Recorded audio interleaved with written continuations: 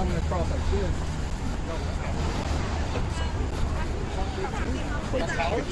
Yeah.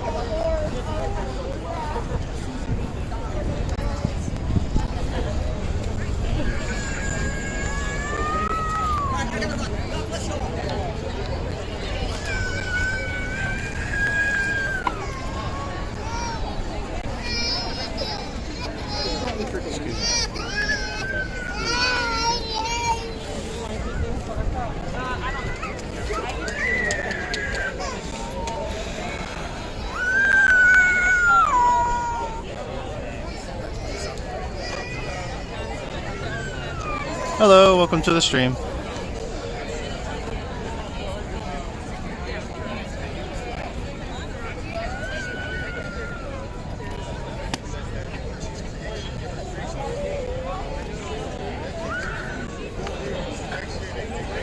It's about 5 minutes past the official start of the event. I think they're just still waiting for people to show up and get ready and all that.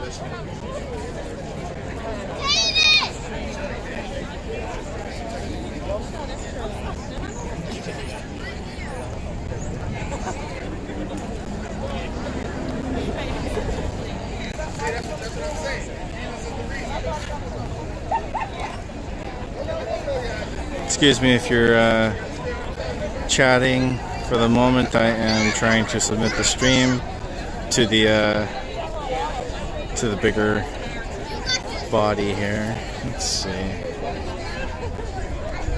Philadelphia, PA. Okay. So that's good.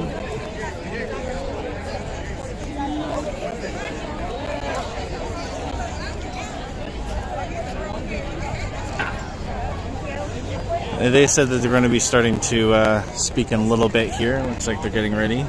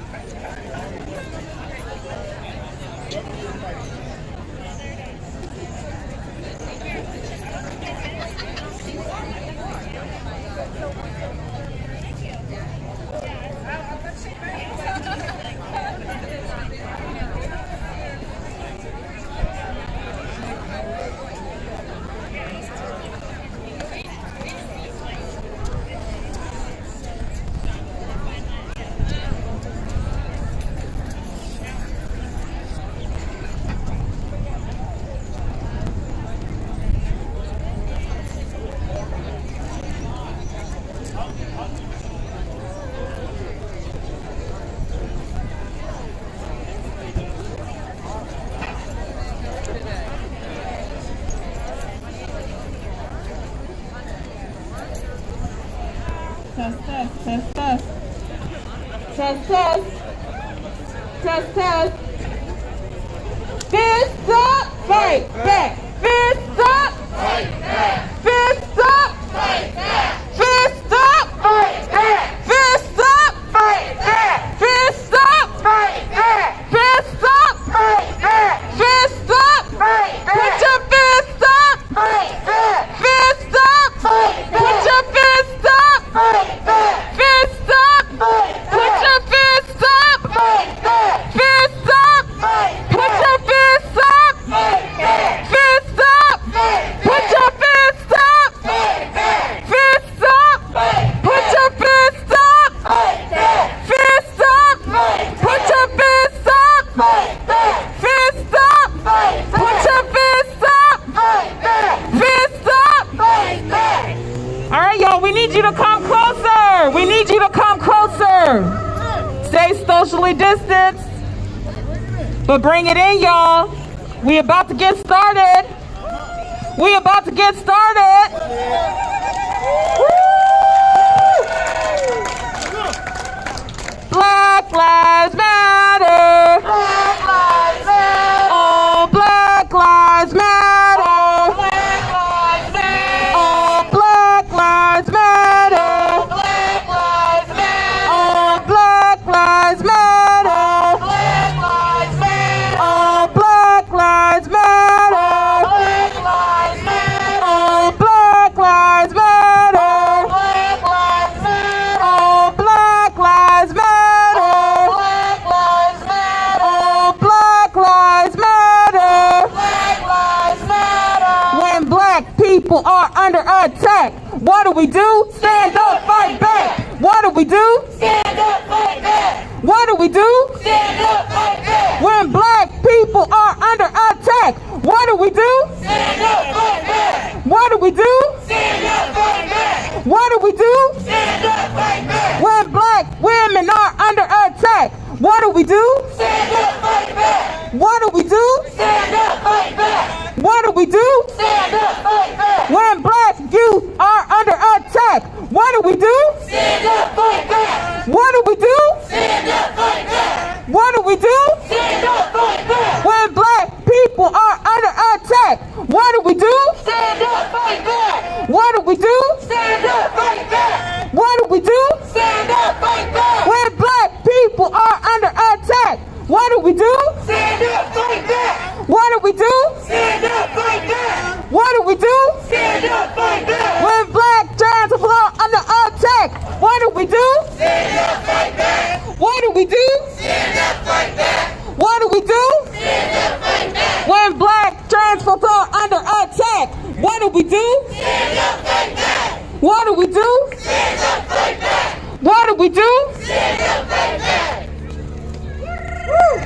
Fist up, fight back. Fist up, fight back. Fist up, fight back. Fist up, fight back. Fist up, fight back. Fist up, fight back. Fist up, fight back. Fist up, fight back. Who streets? Our streets. Who streets? Our streets. Who streets? Our streets. Who streets? Our streets. Who streets? Our streets. Who streets? Our streets. Who streets? Our streets. Who streets? Our streets. Becca, we want our freedom.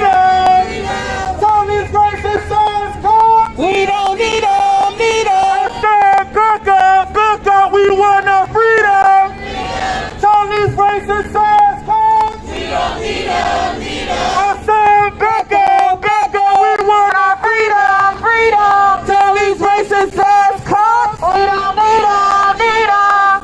Becca, we want our freedom, freedom. Tell these racist sons, come. We don't need them, need them. Tell these racist sons, come. We don't need them, need them. Tell these racist sons, come. We don't need them, need them. Tell these homophobic, come. We don't need them, need them. Tell these transphobic, come. We don't need them, need them. Tell these violent ass, come. We don't need them, need them. Tell these useless ass, come. We don't need them, need them. Becca, we want our freedom.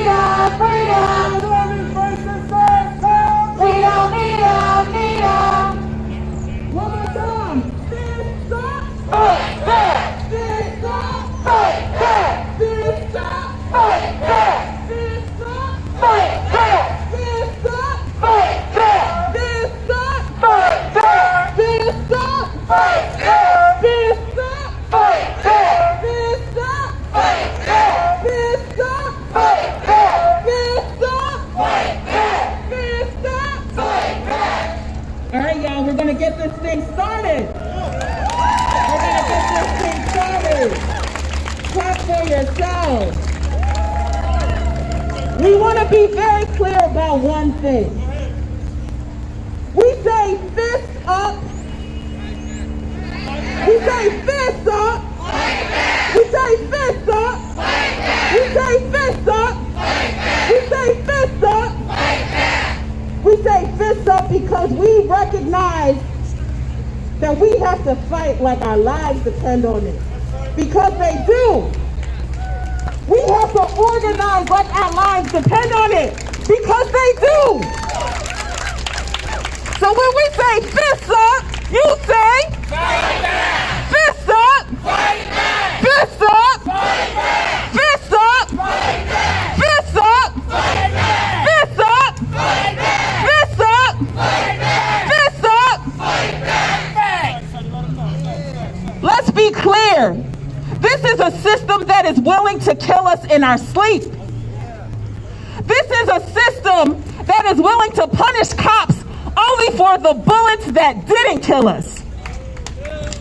This is a system that will punish the community that rises up in our defense. This is not a system that we can appeal to. What happened to Breonna? What happened to Ayanna? What happened to George Floyd? What happened to Joyce Kwawiye right here in Philadelphia?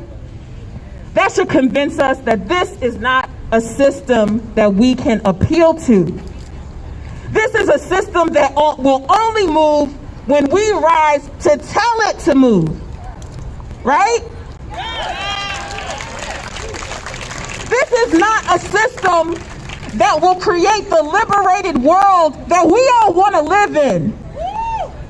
It is only through our organization, it is only in us coming together that we are birthing the system, the liberated world that we want to live in. So when we say fist up, you say, when we say fist up, you say, fist up, fist up, fist up, fist up, fist up, fist up. Keep those fists up. Now is not a time for us to sit down. Now is not a time for us to just cry and be angry. You can cry and be angry, but channel that into action, channel that into organization, right? And that is why we are here. We have a program today that is focused on where we need to move this movement. That is meant to channel our anger about Breonna, about Louisville, about Philadelphia, about every black community in this country, in this world that deserves to live free. That is why we are here. We have some speakers today who are going to break some things down for us. They're going to connect what happened in Louisville to what happens in Philadelphia, to what happens to black communities all around the world, what happened to Denver, to our comrades. They represent the radical organizing community in this city, and we've come together because we want to organize with you. We want to invite you to organize with us. We want to invite you to put your fists up and do what? Put your fists up and do what? Put your fists up and do what? All right. Now, I want y'all to know that we are going to have some speakers here, but then guess what? We're about to take it to the streets, y'all. Just for a little bit. We're going to take it to the streets just for a little bit, and we're going to have a teach-in. We're going to have a teach-in because there are things we need to know to strengthen our organizing work, right? What we're seeing all over this country is that when we rise up, the system tries to suppress that, right? Tries to criminalize that, right? And so we have to be more secure in our organizing work. We have to be more principled in our organizing work. We have to consider how we support each other and protect each other in our organizing work. And that is some of what we are going to talk about today. So before we get into our speakers, let us be grounded in one of the many reasons why we are here today, which is to honor the life of Breonna Taylor. And not to just honor the life of Breonna Taylor, but to do what is necessary to create a world where it is impossible to kill Breonna Taylor in her sleep.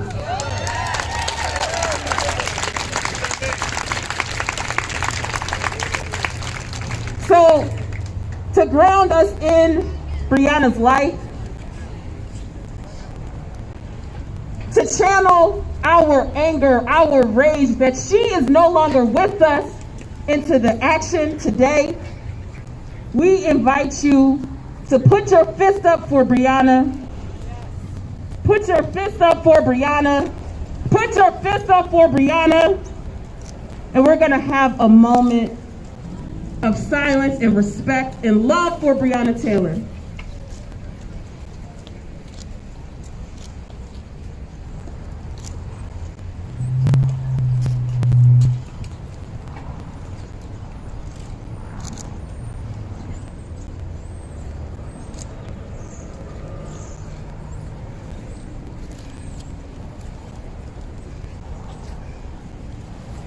Say her name. Say her name. Say her name. Say her name. Say her name. Say her name. Say her name. Say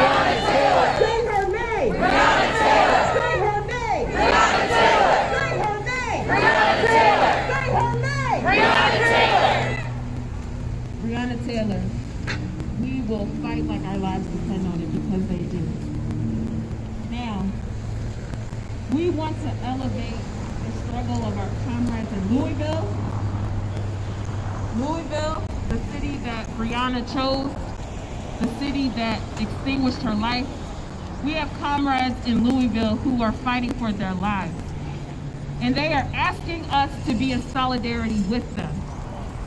So before we talk about what it means to organize in the city of Philadelphia, we want to elevate the demands of our comrades in Louisville, and we want to invite you to support those freedom fighters. Now, our comrades in BLM Louisville have 6 demands that we want to name in this moment. You want to hear those demands? Yeah. All right, say demand 1 with me.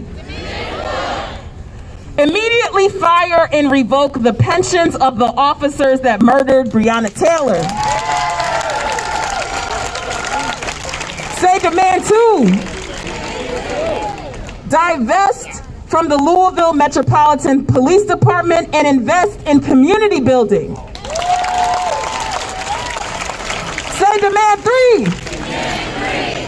Immediate resignation or impeachment of the Louisville Mayor, Greg Fisher. Get him out. You don't get to allow black people to die on your watch and keep your office. Say with us, demand 4. City Council must end the use of force by the Louisville Metropolitan Police Department. You don't get to raid someone's house and kill them in their sleep. Say demand 5. The city must form a local civilian community police accountability council that is independent from the mayor's office and the police department with investigation and disciplinary power. They're talking about community control of police, y'all. That's right. All community. And demand 6, say demand 6. Demand 6. Create a policy to ensure transparent investigation processes, right? So release those tapes from the grand jury. Release those tapes. These might sound very familiar to you. If you've been rocking with us this summer, you know that the Black Philly Radical Collective here in the city of Philadelphia released 13 demands, which are very similar to these demands. So we want you to do some more research. Go ahead and follow BLM Louisville. Go ahead and amplify those demands and also support them directly. They are asking for our financial support to not only fight for accountability for Breonna, but to invest in our communities instead of the police. And you can do that in 5 ways. The first way, donate to the Louisville Community Bail Fund. The Louisville Community Bail Fund. So many people have been arrested and given trumped up charges for fighting for Breonna and all of the Black communities in Louisville. So support the Community Bail Fund to enable them to do that. Support the BLM Louisville General Fund. BLM Louisville General Fund. The Eviction Prevention Fund. Black people deserve housing. Black people should not be criminalized. Right? We got an encampment right across the way, right? From Louisville to Philly, we need to support Black housing. Housing as a human right. There is also the Louisville Healing Fund. We know the trauma of losing our beloved community members, and we need healing for our community, so support the Louisville Healing Fund. And finally, the Reparations Fund. That's right. Right? The system that creates the conditions for Breonna Taylor's murder is the same system that enslaved our ancestors, that created systems of segregation, right? And so Black people deserve reparations. There is no freedom without reparative justice. Now, we're going to continue with our program, and I am honored to pass it on to one of our MCs, the wonderful, the illustrious Vashti. Come on, Vashti. Come on, Vashti. Give it up for Vashti. Fist up. Fist up. Fist up. Fist up. Fist up. Fist up. Good morning, good morning. Can you hear me? Yes. Okay. No. Fist up. Fist up. I might be good at this. Okay. Good morning, good morning. My name is Ty, and I'll be emceeing. I'd like to introduce our first speaker, Adam. He is a father, husband, educator here in Philadelphia. He is an advocate for social justice and the brother of Joel Northam, a member of the Party of Socialism, a comrade who was arrested in Denver last month. Can I get a hand of applause? Adam.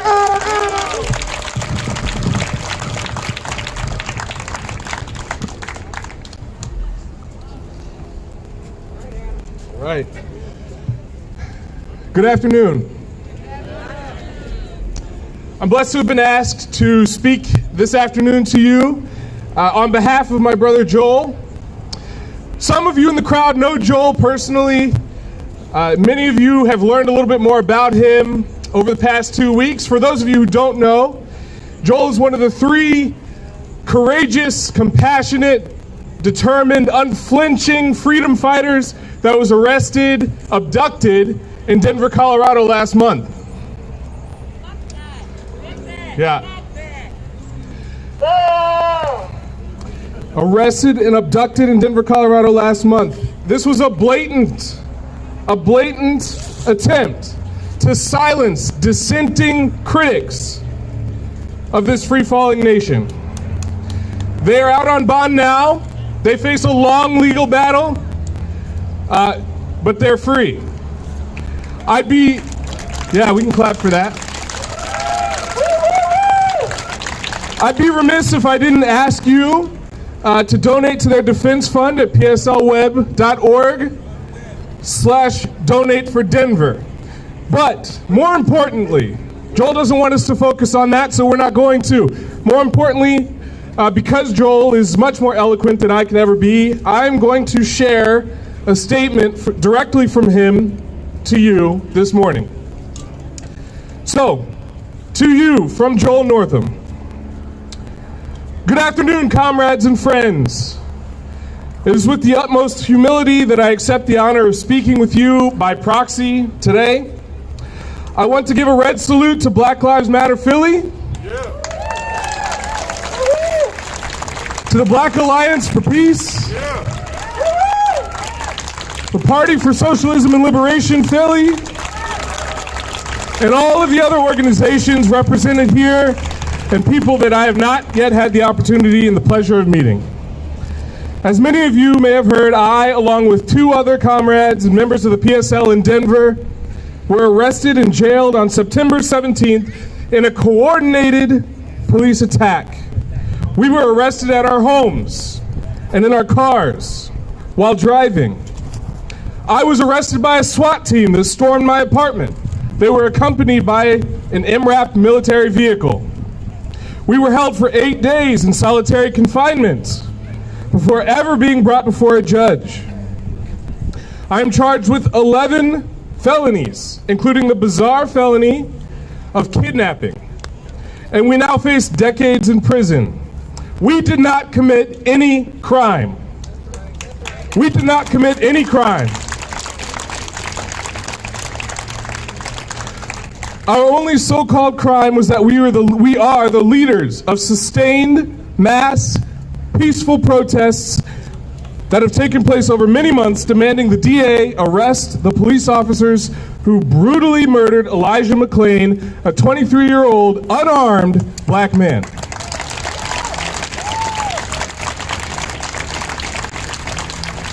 The DA and the police are angry that the movement in Denver has kept going.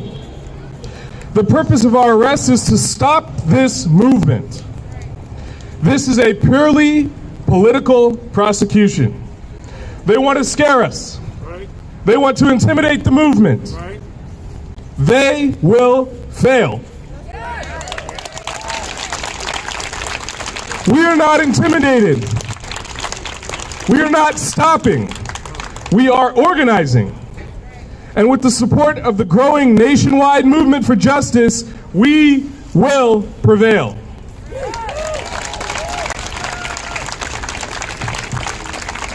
I wish I could address you under less foul circumstances, but here we are. One of the foul conditions I speak of is fascism and its associated violence, whether by the state or by its vigilantes now deputized by the so-called leader of the free world. Boo. I speak of the condition of the current onslaught by the white supremacist institutions and their black proponents like the bootlicking Uncle Tom Kentucky Attorney General and others that seek advancement within the racist power structure. One Breonna Taylor is worth more than 100 reactionary black functionaries doing the bidding of white supremacy.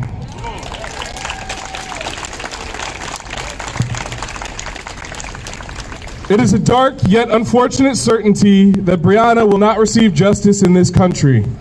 This is a nation that is not only unwilling, but incapable of valuing the lives of its colonized subjects, particularly people of African descent, and especially black women.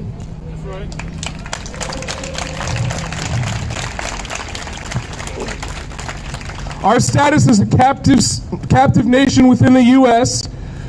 is one of the core pistons in the capitalist engine, as our treatment represents a standard by which other oppressed nations can be measured and subsequently pitted against to the great advantage of our adversary. In the words of the great abolitionist Frederick Douglass, they divided all to conquer each. That's right. Therefore, everyone present here today should oppose racism. Should oppose racism on humanitarian, tactical, and strategic grounds.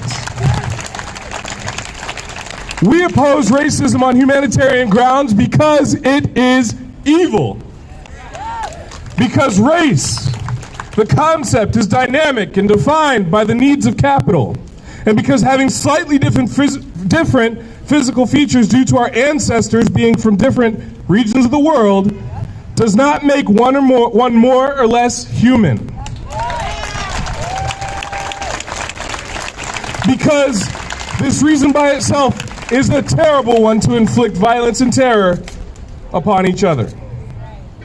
We oppose racism on tactical grounds by immersing ourselves in the black radical tradition, by studying and engaging in practical application of the theories of our revolutionary predecessors like Assata Shakur Angela Davis, Claudia Jones, Huey Newton, George Jackson, Malcolm X, and others. We oppose racism on strategic grounds by uniting with the struggles of other colonized peoples within and beyond the borders of the colonial U.S. A certain Illinois Black Panther Party chairman once said, "You don't fight racism with racism, you fight racism with solidarity." That is a call. That is a call to action that everyone who believes in justice for Breonna Taylor and all victims of police terrorism should aspire and adhere to. Justice for Breonna Taylor does not look like a $12 million cash payment to her family. It doesn't look like a slap on the wrist indictment for one cop. Nor would it look like a first-degree murder charge, conviction, and prison time for all the cops who were responsible for the atrocity. Justice for Breonna means the complete and thorough dismantling of the entire white supremacist capitalist system and the creation of a new system based on justice and equality. Justice for Breonna means a world where black women, who are the most dehumanized people on this planet, are free from racist and sexist violence, are free from misogynoir, and are free from all forms of its exploitation.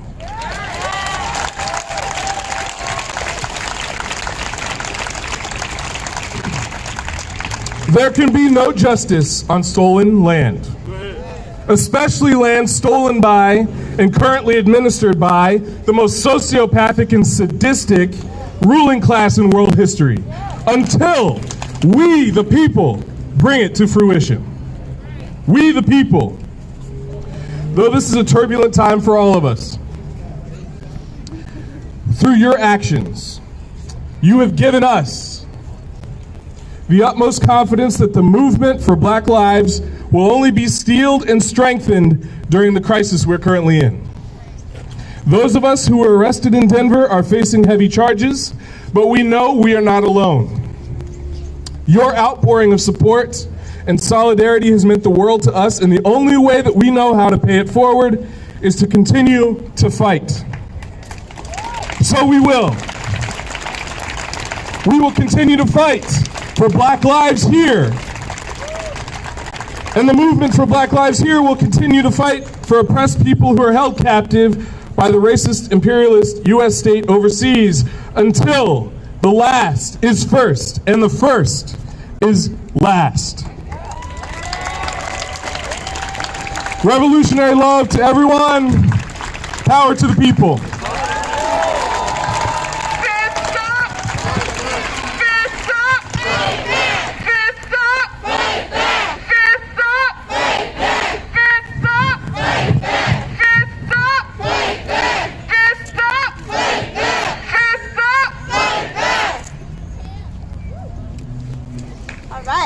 Our next speaker will be a man who doesn't actually need an introduction, but Mike Africa Jr. He is a member of the MOVE organization and Black Philly Radical Collective.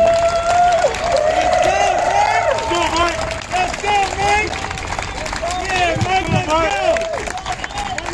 Mike, let's go! On the move, On the move. Say on the move. On the move! On the move! On the move!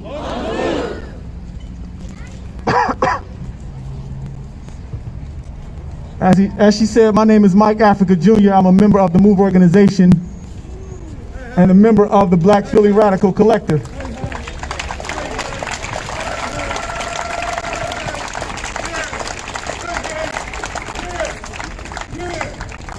On the move, brother. On the move. On the move. I got a confession to make. Go ahead. I'm 42 years old, and I've never voted a day in my life. I've never voted, and the reason I've never voted is because I've never met a politician that lives up to the type of standard and fight for justice that I'm looking for.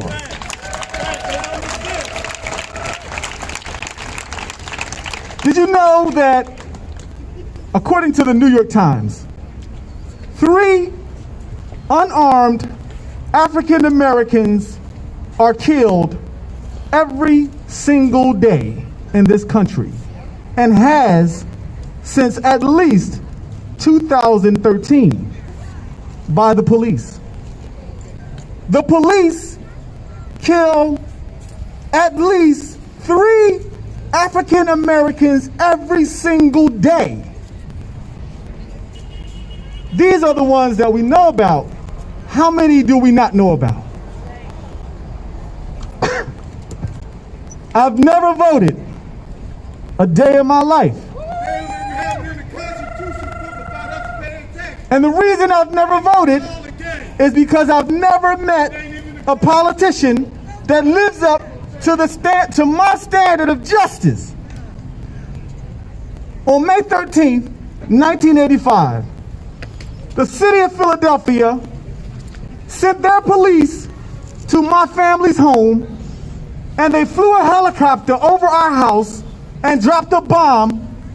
That bomb ignited a fire that was allowed to burn by the officials, and 11 people were murdered. Tell the story.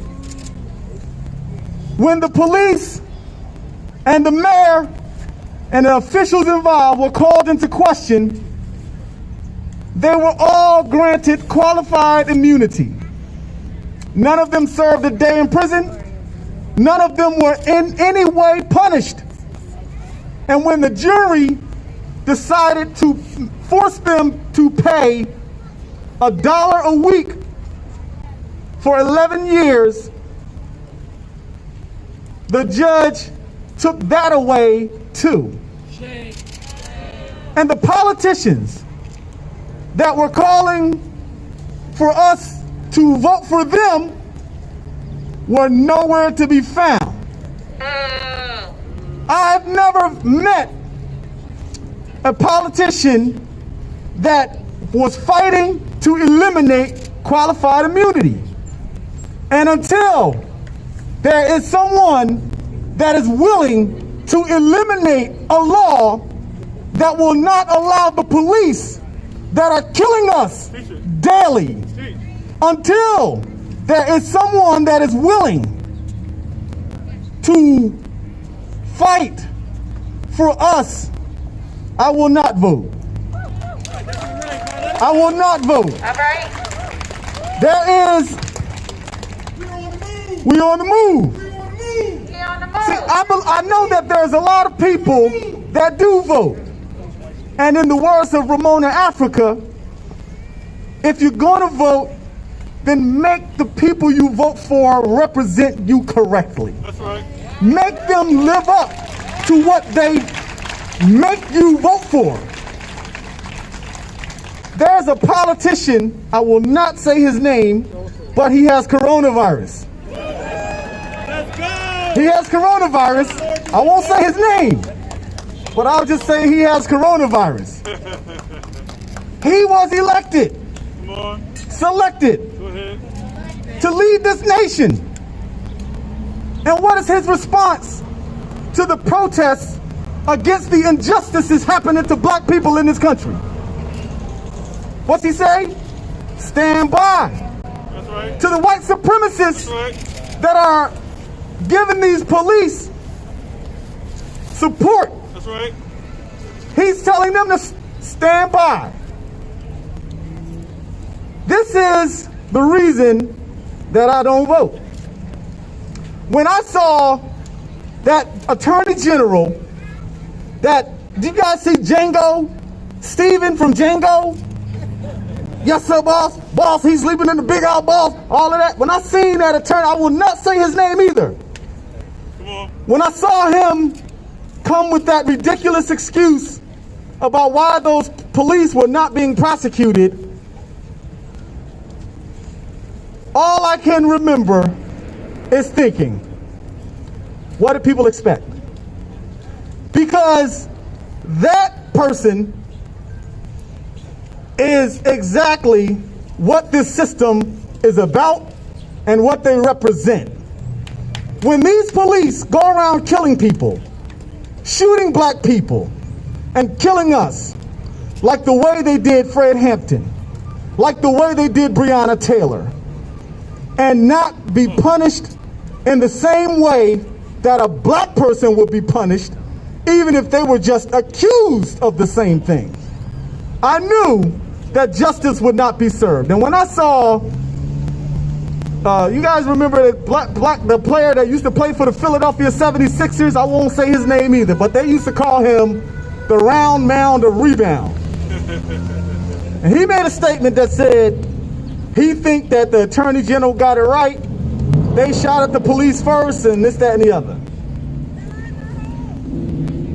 But the problem with this whole thing is the inequality in it. When a person by the name of Mumia Abu Jamal only spoke the truth about the issues that were happening in Philadelphia, he was targeted, and there's so much evidence that proves that he's innocent, and yet he sits in prison and have been since 1981. Free Mumia! I have to say that I believe that if the situation was reversed and it was a police officer that was killed, the people that shot them or even was accused of shooting them would be in prison. They'll be dead. They'll be in solitary confinement, even if there's evidence they didn't do it. The injustice in this system is so incredibly stark. It is so undeniable. And the problem and the reason that happens, the reason that the injustice prevails the way it does, is because, in the words of my father, the problem with the 1% is the 99%. Only when the people rise up and put the kind of pressure that is needed will things really change. Because we can protest, and these police will get overtime, and they will make more money, and we can complain, but until the people make the kind of effort to really apply the serious pressure that is needed to get justice, we ain't going to see no justice. But what we have to understand, is that the justice that we seek is certainly not going to come in any politician that is elected come November. Because these people don't even care who you vote for. They just want you to give you your allegiance. They don't even care. There's vote signs, there's vote flags being flown around. Well, I don't care who you vote for, you gotta just vote.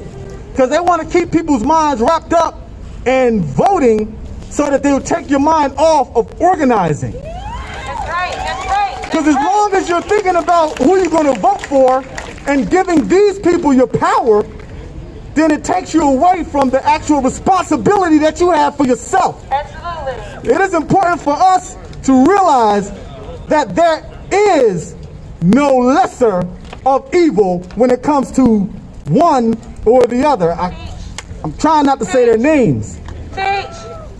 But one has coronavirus, and the other... Dementia. That too. And the other... Yeah, that's a good one. They both got it. He said... You just wishful thinking. All right, look. I can go on and on. Because there's so much ammunition for this topic. But it is so important for us to continue to organize and rally. But we have to also think of more creative ways to apply pressure. That's right. Because the system is not moving based on us getting out in the streets. They're moving based on the pressure that they feel, and that can come in any category.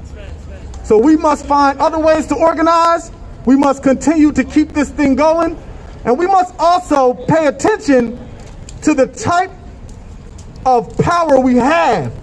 Throughout this entire summer, people have been in the streets protesting, and that is good. People have been on the phones and on the internet and on Zoom calls finding a way to make a change.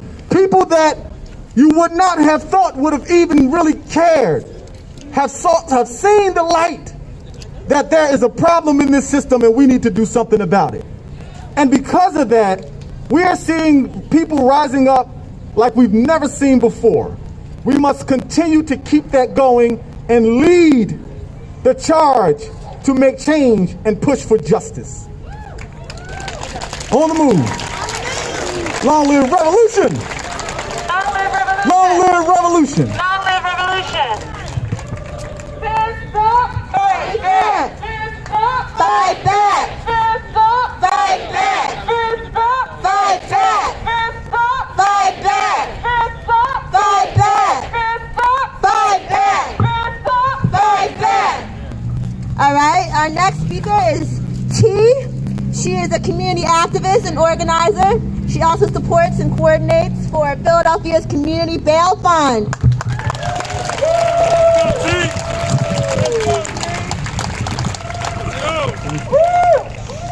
It is our duty to fight for our freedom. It is our duty to win. We must love and support one another. We must love and support one another. We have nothing to lose but our chains. We have nothing to lose but our chains. It is our duty to fight for our freedom. It is our duty to fight for our freedom. It is our duty to win. It is our duty to win. We must love and support one another. We must love and support one another. We have nothing to lose but our chains. We have nothing to lose but our chains. Peace and love, everyone.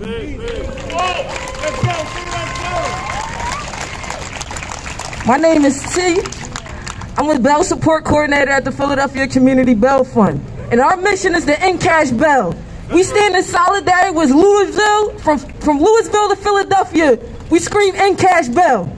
We feel as though that no mother should have to not pay their rent or sell their food stamps just to bring their son home. We feel that no one should be held into custody for exercising their right for freedom of speech. So we will continue to post as many bells as we can. We will continue to stand in solidarity with all our leaders, all our activists nationwide. We ask that you come together with us. Stand up. They said stand by. When we said we're going to continue to stand up and fight back. Stand up and fight back. Today in Philadelphia, it's women living in inhumane conditions on State Road. There are facilities without toilet seats. There are facilities without clean drinking water. They got to drink water out of a janitor closet. They were secretly moved from their women's facility and placed in something like slave quarters. They're trailers. They call it ASD. We call it slave quarters. By the grace of God, I'm standing next to a former cellie of mine. They thought that we would come home and get in trouble. They wanted to paint this picture that we was monsters, that we wanted to hurt our community. That if given a second chance, we wouldn't do nothing with it.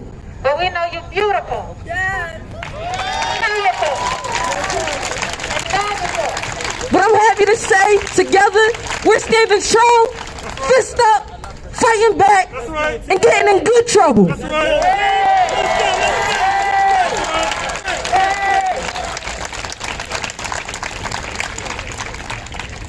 Too many times our women are forgotten. Too many times are we left. Say her name. Say her name. We ask that you'll stand up, fight back. This is not a spectator sport. Give until you can't give. Give until you're uncomfortable. Because we're uncomfortable every day.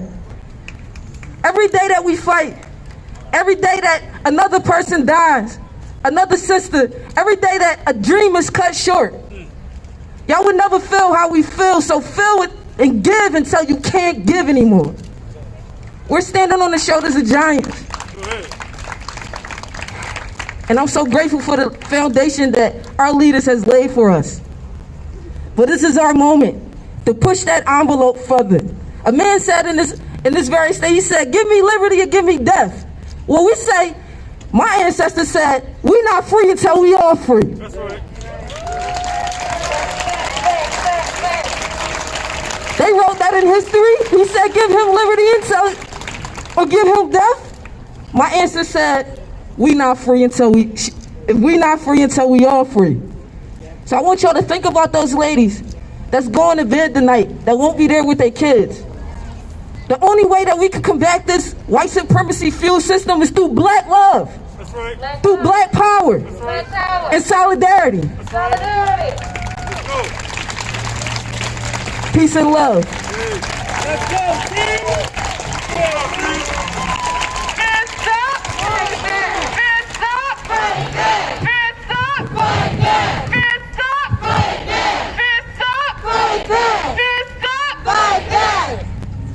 I'd like to introduce our next speaker, Asantwa Nkrumah Turi. She's a dues-paying member and a part of the Black Alliance for Peace.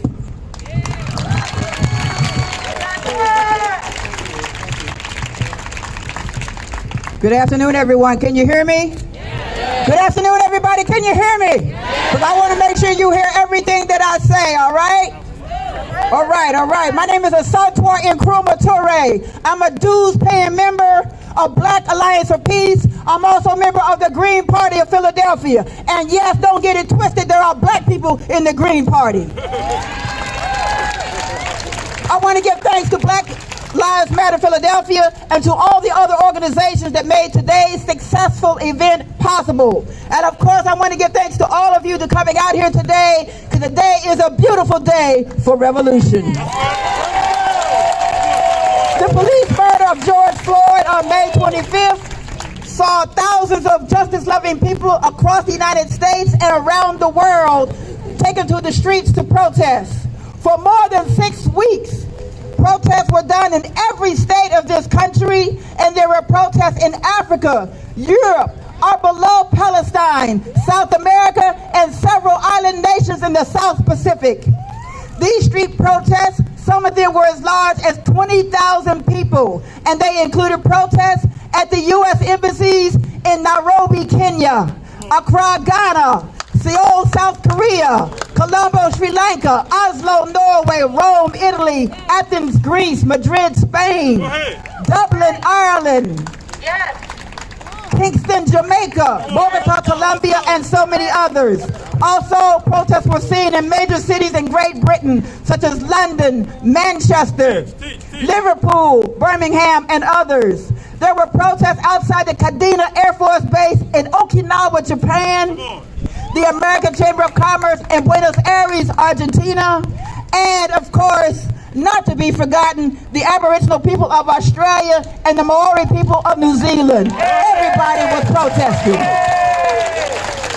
It is clear, as Dr. King taught us, the United States of America is the greatest purveyor of violence in the world. Thus, our resistance to police violence must be well organized and guided by strong political education. Everyone that believes in justice, everyone in this audience today needs to be active in at least one organization. And once you join an organization, pay your dues on time. It is only through organization that we gain the skills necessary to take this struggle to victory. So, comrades and friends, we demand community control of the police as a principle of self-determination, because the core issue is power. It is only when we shift power in our hands that the conditions of our communities change for the better. This means we must also organize and demand all the resources necessary for healthy communities. That means access to quality health care, affordable housing, quality public schools, child care, mental health and substance abuse treatment, job training, and living wage jobs with benefits, etc. This is what healthy communities looks like, and this is what the abolishment of the police looks like. We also call for the demilitarization of the police. We must end the 1033 and Operation Relentless Pursuit programs. That's right. These are very deadly programs. With the 1033 program, $5 billion of military equipment is given to over 8,000 police departments across this country, often at no cost to those police departments. Operation Relentless Pursuit is a program that started last year, supposedly to combat violent crime in several U.S. cities, such as Cleveland, Ohio, Albuquerque, New Mexico, Baltimore, Maryland, and several other U.S. cities. The program pledges money and other resources to encourage collaboration with various police departments, district attorneys, etc. The funds will also be used to hire an additional 400 police officers. But if in these same cities there is evidence of a decline in violent crime, then who are these programs for? Is it directed toward our movement as we take to the streets again and again as we witness and suffer through this crisis in capitalism? We also say, U.S. out of Africa, the end of AFRICOM. U.S. out of Africa, end AFRICOM. October 1st, just a few days ago, marked the 13th anniversary of AFRICOM, which is nothing but a full-spectrum war command used by U.S. imperialism to carry out various military exercises and operations in Africa. Since the United States is not officially at war with any African country, why is this program necessary? Whose interest does it serve? Not the Africans, not us Africans. Exactly. Is this a so-called war on terror? This must end. We also want to take a moment to thank our comrades of Jewish Voices for Peace for their groundbreaking September 2018 report, Deadly Exchange. I think there's some copies out here. Be sure to check out Deadly Exchange. You can find it on the internet. We have a few copies here today. All right. Deadly Exchange details what goes on when various U.S. police departments are trained in Zionist Israel. This also includes Philadelphia's new police commissioner, Danielle Outlaw, who was trained there in 2018 while she was police chief in Portland, Oregon.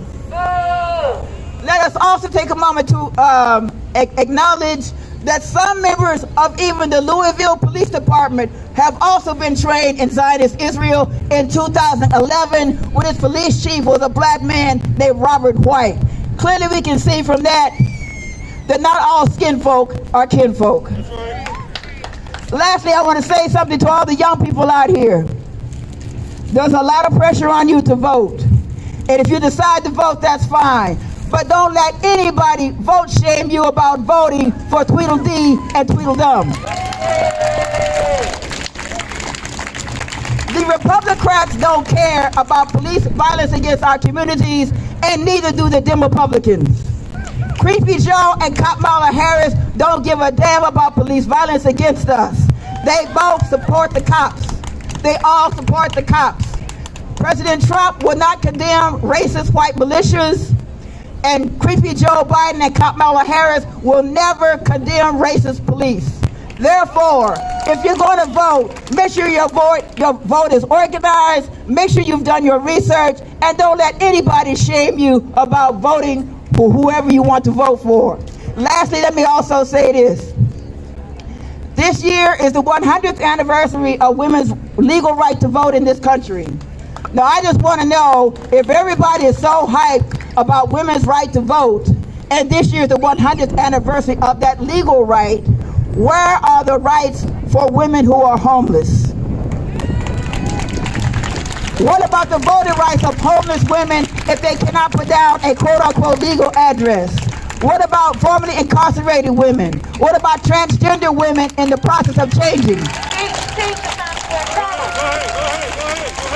We're talking about women's right to vote, right? Suppose if you're 17 years old and you turn 18 on December 1st and you have not yet aged out of foster care, what about your right to vote? Where's all these feminist organizations when women have to decide about where they live and how their children may be taken away if they're homeless or living in their car or whatever? Where are the lawyers protecting the voting rights of these women? All right? So I just want to say thank you all for coming out today. Thanks to all my comrades who are gathered here today. I look forward to building with you. I look forward to organizing with you. And as always, ready for revolution. Let's go! Let's go!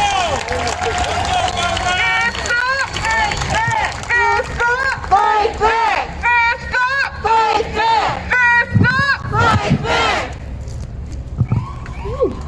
Last but absolutely in no way least, I'd like to introduce Yane Indigo, member of the coordinating committee, the outreach team and coordinator for the Black Alliance for Peace. Let's go, Yane! Close the wipes. Let's go, Yane! Black Lives Matter! Black Lives Matter! Black Lives Matter! Black Lives Matter! Black Lives Matter! Black Lives Matter! Black Lives Matter! Black Lives Matter! Again, my name is Yane Indigo, and I am also a core member of Black Lives Matter Philadelphia.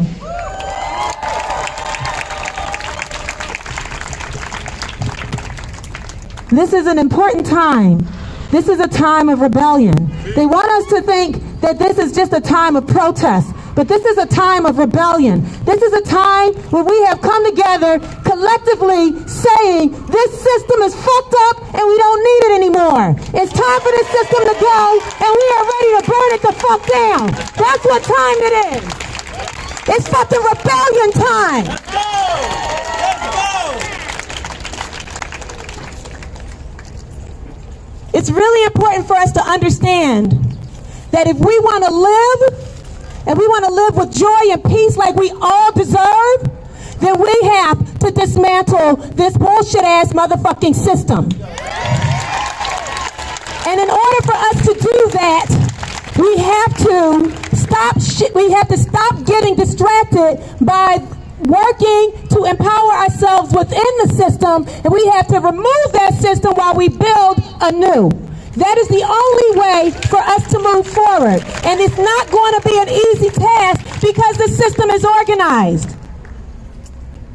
It does, even if you have not been thinking of this as a rebellion, trust and believe that those that run this system do.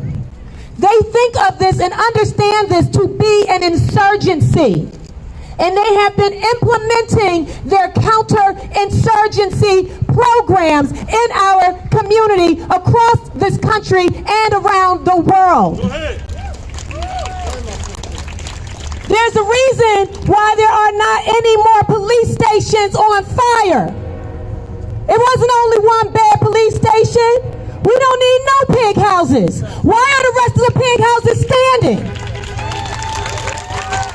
The reason that they're standing is because there was an intentional effort and intentional activities to minimize the effectiveness of our insurgency. At the beginning of the rebellions, the people who were running the system were not sure that they were able to take control. We were winning. Understand that. They were afraid that they would not be able to regain control of our cities. That's true. That's right. That's right. But look at us now. Now we're sitting chilling at home. We come out for a couple of marches, then we go home, pop popcorn, watch TV fucking shows. Let them know, Sonny. We need to be continuing. That's all right. Sayana, we need to be continuing to set shit the fuck on fire. They got our family in these prisons. They got our family in these prisons in these COVID conditions. They shouldn't be in these motherfucking prisons anyway. They know that these prisons do not do anything to transform the problems that cause people to be in the prisons in the first place. If you want people to stop committing these crimes, stop committing crimes against us. Crimes like keeping people hungry. We're gonna fucking eat. You think we're gonna not eat? You think we're going to sit around and not do what we need to take care of ourselves and our families and just roll over at any expense? No, if I'm hungry, I'm going to eat. And if that means I got to knock somebody over, if that means I got to steal food out of the fucking store, I'm going to steal the damn food because I'm going to eat and my kids are going to eat. So if you won't want me stealing in order to make sure that my family has food, don't create a prison. Give us access to the food or stop hoarding access to the food. That's how you solve the fucking problem, but they don't want to solve the fucking problem because they want our people in these prisons so that they can continue to make and manufacture the different things they need for these armies while they go across the country or go across the seas and actually steal from our same people on our fucking continent. Get the fuck off our goddamn continent.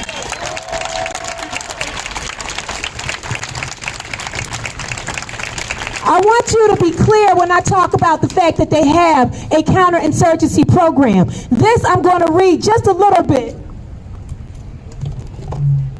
I'm going to read just a little bit. This is from the manual, the comprehensive,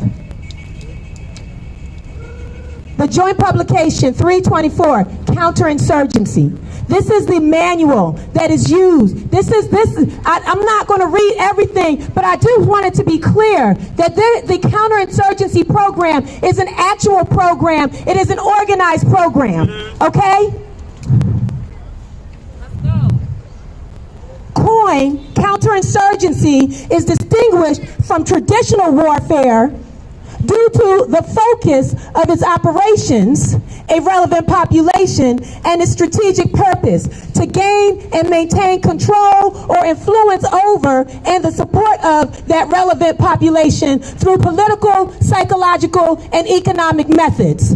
So I'm just going to focus on that really quickly. Again, counterinsurgency is distinguished from traditional warfare.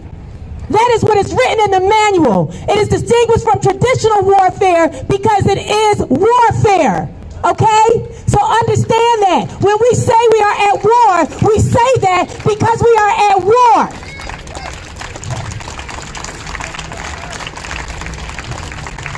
It is distinguished from traditional warfare due to the focus of its operations, a relevant population. It is an internal process. It focuses on this population here, the U.S. population.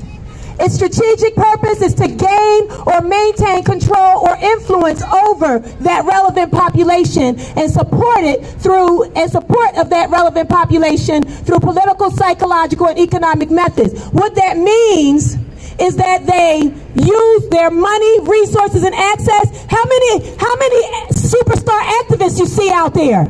You see people who are providing leadership, and then next thing you know, they're on the Daily Show. They're on CNN. They start having dinners at the White House. They start getting $10,000 for their dinners or for their speeches at colleges and universities. This is a way that they co-opt. They co-opt organizers, they co-opt leaders, and then next thing you know, all they want to tell you is that what matters is voting. And the reason that they do that is because as long as Mike said, as you are focusing on voting, you are focusing on actually working within the constraints of the system that is here killing us. That doesn't make any sense, but that's what they do. They shift politically, they shift economically, so that instead of us coming out here and fighting the way that we have been doing, we start organizing voting drives and voter registration. Fuck that shit. What we actually need to be doing is we need to be getting ourselves organized around what we want to build, the vision that we have collectively for how we create an actual world that is free and that is empowered, where all people have their rights recognized and respected at all times. This is the reason why we invite organizers and organizations. If there are any radical black organizations here, we want you to come up here and make sure you give your information to Iris so that we can make sure that we let people know that you're here. Because every person who believes in freedom needs to be involved in some sort of organizing in order for us to actually affect the change that we all deserve. We can't just show up at marches. We cannot simply mobilize. We have to mobilize to organize. Our mobilizing has to lead to organizing. Our organizing is what leads to freedom.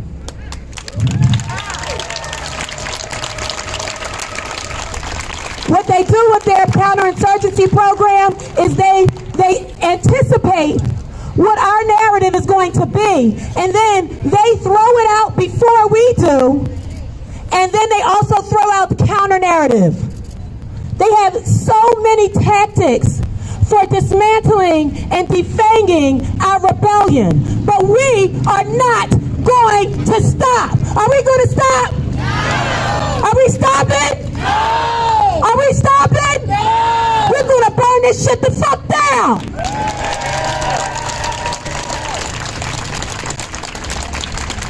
Because these buildings and these businesses don't mean anything without the people. So fuck these buildings and fuck these businesses. There is no such thing as a bad protest. When somebody has destroyed a life, it's just like we're standing here and we're protesting the way that indictment went down. We're protesting the way that indictment went down because the officer was indicted for harming property and not at all indicted for destroying a life. If we believe this is true, then we also have to recognize that it doesn't matter when people destroy property out here on these streets either, because they are protesting the destruction of a life. So don't let anybody sit here and try to condemn people, calling them looters and rioters. Those motherfuckers are righteous as fuck. Fuck those buildings, fuck those businesses. Our lives fucking matter.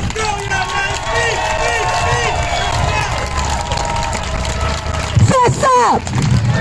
Fess up! Fess up! Fess up! Fess up! Fess up! You see these banners? We invite you to follow us behind these banners as we take these motherfucking streets. Because whose fucking streets are these? Whose streets? Whose streets? Whose streets? Whose streets? Let them fucking know. Let's go.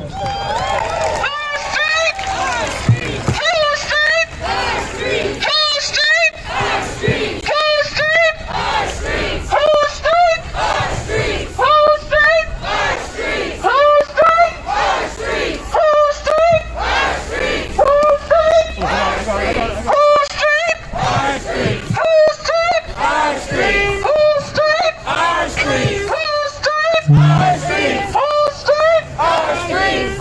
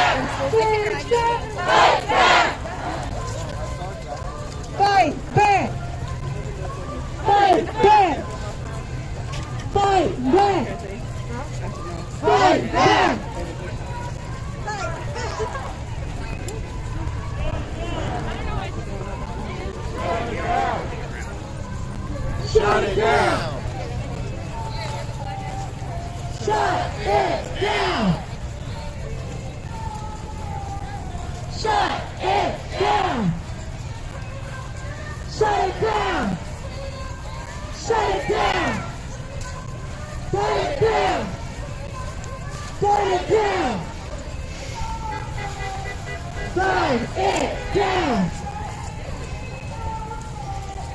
Burn it down. Burn it down.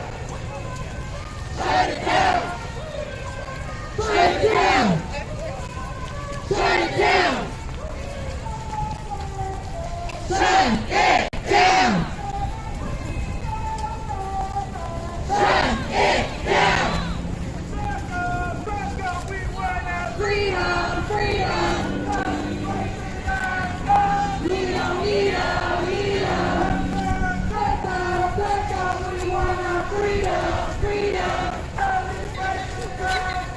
Freedom, freedom, freedom. Freedom, freedom. Freedom, freedom, freedom. Freedom, freedom. Freedom, freedom, freedom. Freedom, freedom, freedom. Freedom, freedom, freedom. Freedom, freedom, freedom. Freedom, freedom, freedom. Ain't no good. Ain't no good. Ain't no good. Ain't no good. Arrest the police. Arrest the police. Arrest the police. Arrest the police.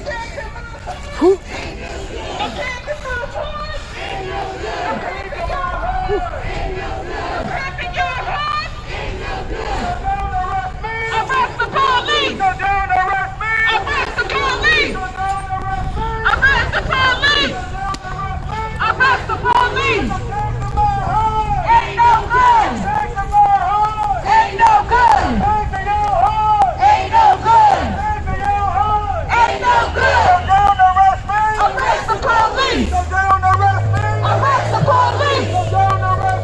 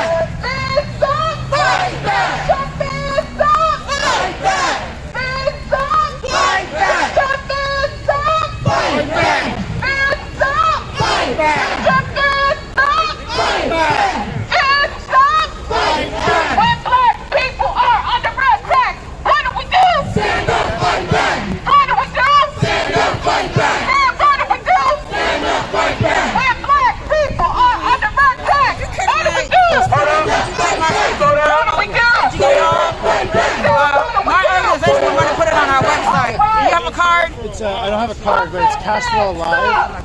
Yeah. Sorry, we can get on Castwell.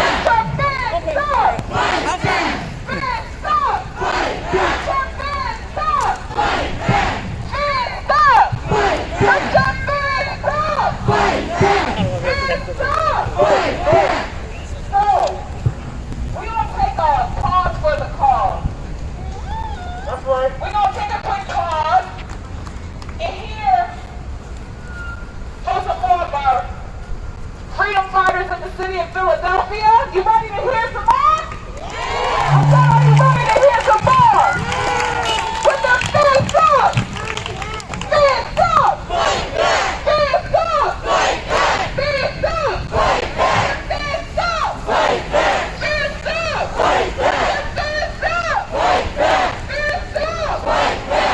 All right, we bring it to the mic. Our dear comrade. Yes.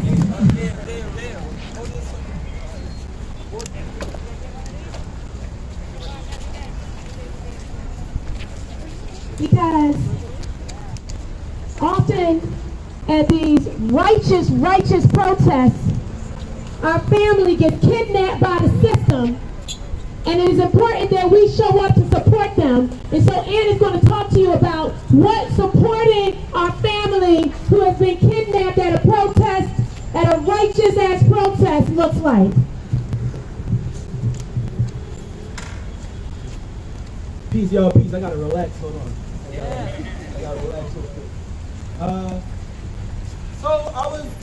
I'm pretty much speaking about the idea, the meaning, and the usage of jail support.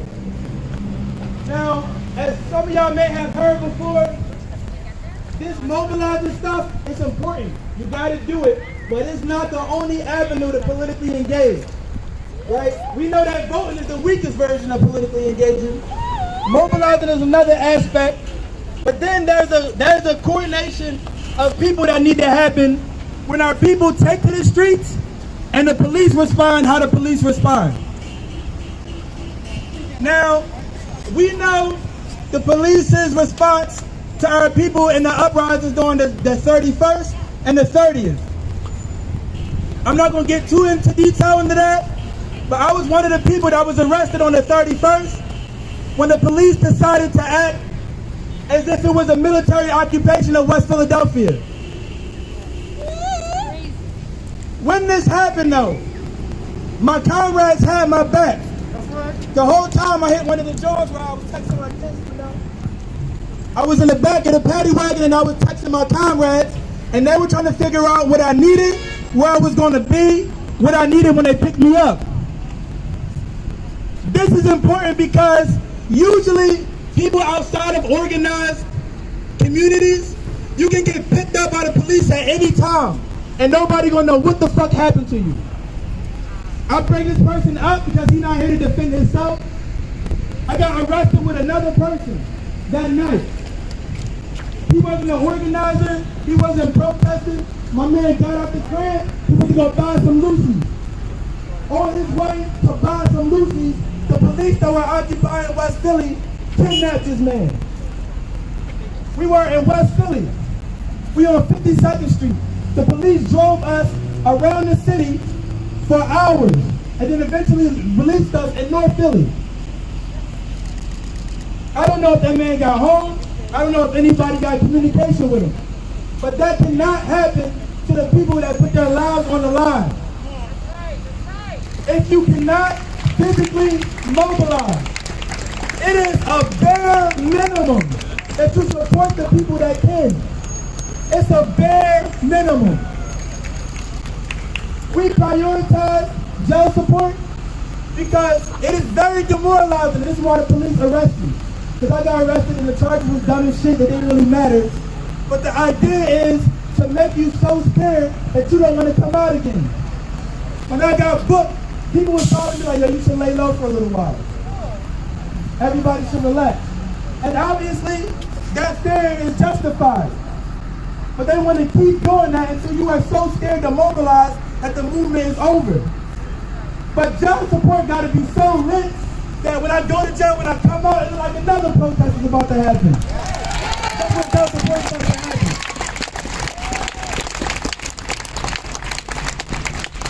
People at actions, at organized actions, when you got 200, 300 people, we be scared to get booked. We shouldn't be scared to get arrested. The police should be scared to arrest us. They should be thinking, the police should be thinking the whole time, if we arrest this person, we're going to make this shit 10 times worse. That's what's supposed to happen. I'm so scared to touch one of these people that's organizing, because last time it happened, we burnt the whole fucking city down. So maybe we should relax and let them do them. That should be the response of the state. Facts. So, if you have never been to jail support before, there's some key components of jail support. It is number one, tracking the person who was arrested. You need to know where they were going. The police drove me around this fucking city for hours. People ask me where I'm at, I don't know where I'm at. You need to track them. You need to provide support. Up against groups like Up Against the Law can get in contact. Shout out to Up Against the Law. To make phone calls.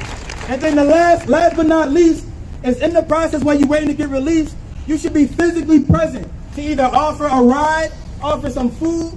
Sometimes people get arrested for a day, it ain't that deep. Sometimes it's 2 days. You get arrested on Friday, you know what happened, you're not getting out till Monday. They release you in the middle of the night, it's 2 or 3 in the morning, you don't got nothing on you, they took all your belongings, you can't get home. That shit right there without support can make you say, oh, that was some bullshit, I'm not coming out here again. Do you understand? You risked your life, you came out and said, I'm gonna fight for my people, and when you got out, nobody was there for you. That shit is demoralizing, it'll make people leave the movement.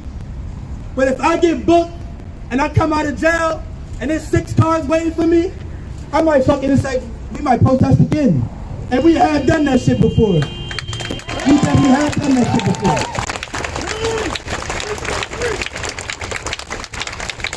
You never leave our people behind. No matter if you got a day in the jail, or you got 40 plus years like Mamiya Abu-Jamal. We protect all political prisoners under any circumstance.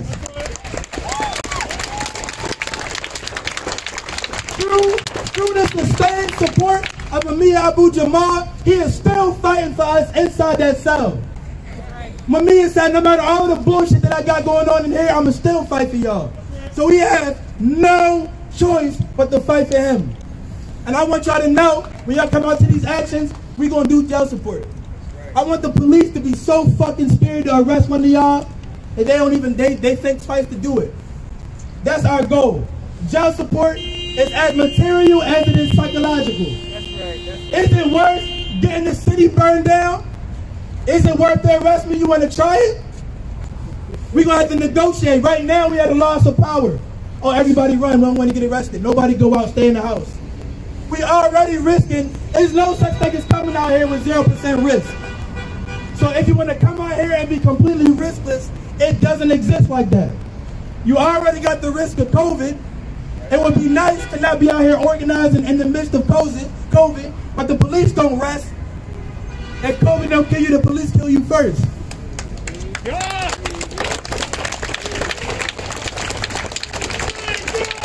So if we are going to organize under these conditions, and if you do feel yourself, I can't do the action today, keep an eye out on jail support, and make sure you are able to materially support the people that are supporting y'all, because we all need each other, y'all. I'm done.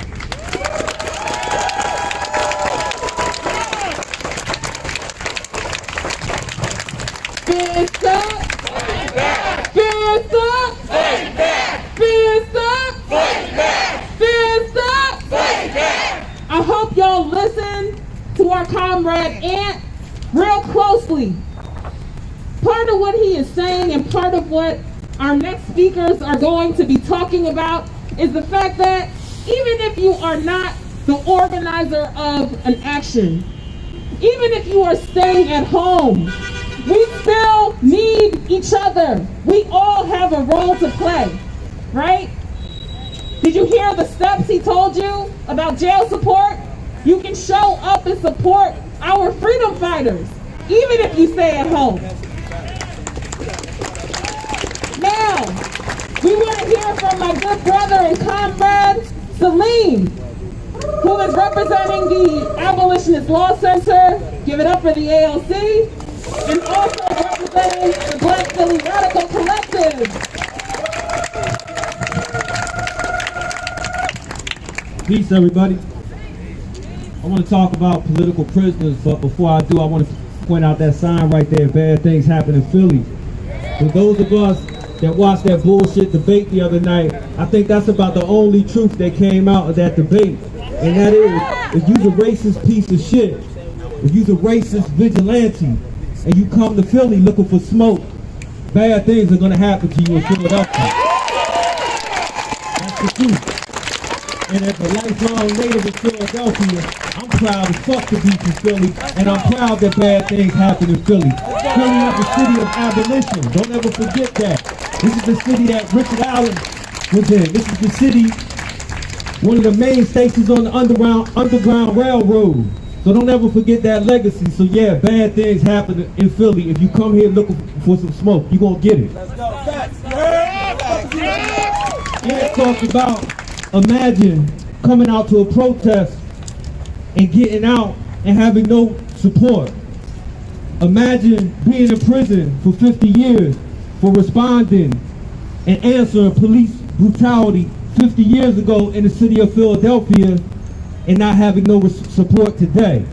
That's the position a lot of our political prisoners are in Pennsylvania. We all know about Mumia Abu-Jabbar. We got Russell Maroon Schultz. We got Fred Muhammad Burton. We got Joseph Jojo Bones.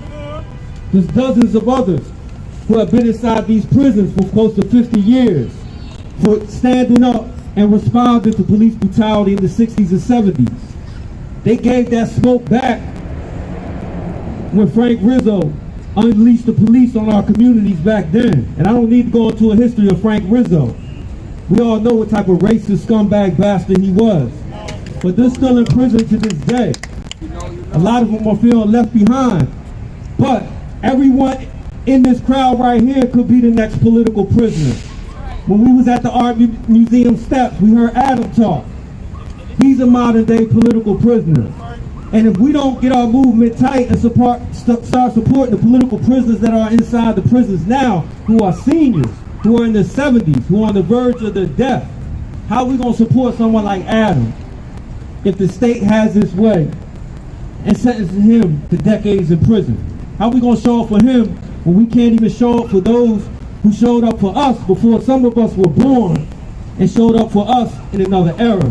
So that's something that we have to ground ourselves in every time we are at these events. That there's people who are in prison, rotting, for responding to this call during their generation. And also, there's many who died responding to this call during their generation. So let's lift up the Black Panther Party. Let's lift up the Black Liberation Army. Because rest assured, if this crack gets 4 more years, we're going to need another one. We're going to need them. We're going to need another Black Liberation Army. We're going to need another Black Panther Party.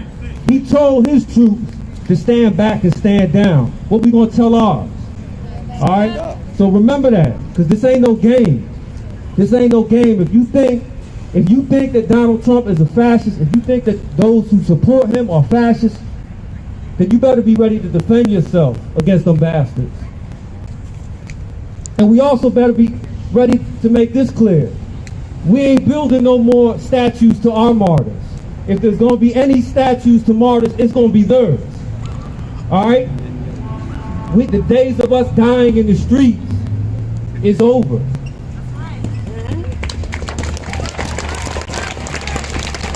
So any vigilante that feels as though they could take black life without consequences, I'm going to quote George Jackson: there'll be funerals on both sides. And if we are not ready to recognize that and understand that, then I would suggest you just step back, because this shit is real out here. And depending on how shit play out next month, it's going to get a lot more real. So this is the truth.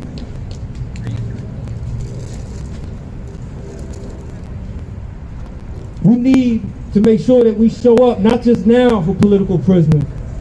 We need to make sure that we show up and support the movements that's fighting to bring them home, like the Black Philly Radical Collective, like Black Lives Matter Philly, like the Abolitionist Law Center, right? Because we are defending political prisoners. And it's not something that's popular. It's not something that there's money being thrown at us for defending them. Because not only do we have to defend them in the courts, but we have to defend them in the court of public opinion, right? Where they're saying, why should you defend someone who's been in prison for killing a cop? My response to that is, I'm not even going to debate the merits of their case. Whether they're guilty or innocent is irrelevant. They've been in prison 50 years. They served their time. It's time for them to come home. Period. That's it. I'm not debating. I can give two shits about the debate. I can give two shits about people's feelings about it. The days when we care about what white people, what police, or what the state, what they think about us, those days are over. Give two shits about it. So we're going to continue to defend Mumia Abu-Jamal, Joseph Jojo Bones, Russell Mamoon Schultz, those who rose up and responded during their generation against this very issue. And I'm encouraging folks to look those names up and look up the movements that are supporting them. Because rest assured, as I said earlier, every one of us in this crowd could be the next political prisoner, could be the next person that is sentenced to spend the rest of their life in prison for responding against racist terror, regardless if it comes from politicians, from police, from vigilantes, from whoever. Remember this, your right to defend yourself is a human right. It's not a right enshrined in the Constitution. It supersedes the Constitution. And that's what our political prisoners stood up for. And that's what we are standing up for today. So let's make sure that whenever we're out at these protests, whether you're out at a coffee shop with your comrades or your friends talking about this issue, remember to center the political prisoners who are in prison today, and also center the political prisoners that are happening now, that are being arrested now all over this country as a result of this. Because we do not intend to leave them rotting for 50 years in prison. So when we say fist up, fight back, we mean that shit. That's not a slogan. I mean that personally. And I hope everyone here means that. And I hope everyone here understands the urgency of the situation we are in. We're in a war. You may not know it, but you in it. So you better be able to respond to it, because the other side, they don't care if you armed or unarmed. They don't care if you say Black Lives Matter or you don't. They don't care if you're from North Philly or West Philly. They don't care if you're a Christian, a Muslim, and all that. If you the opposition, they're going to try and strike you down. So you better be ready to strike them down. Thank you.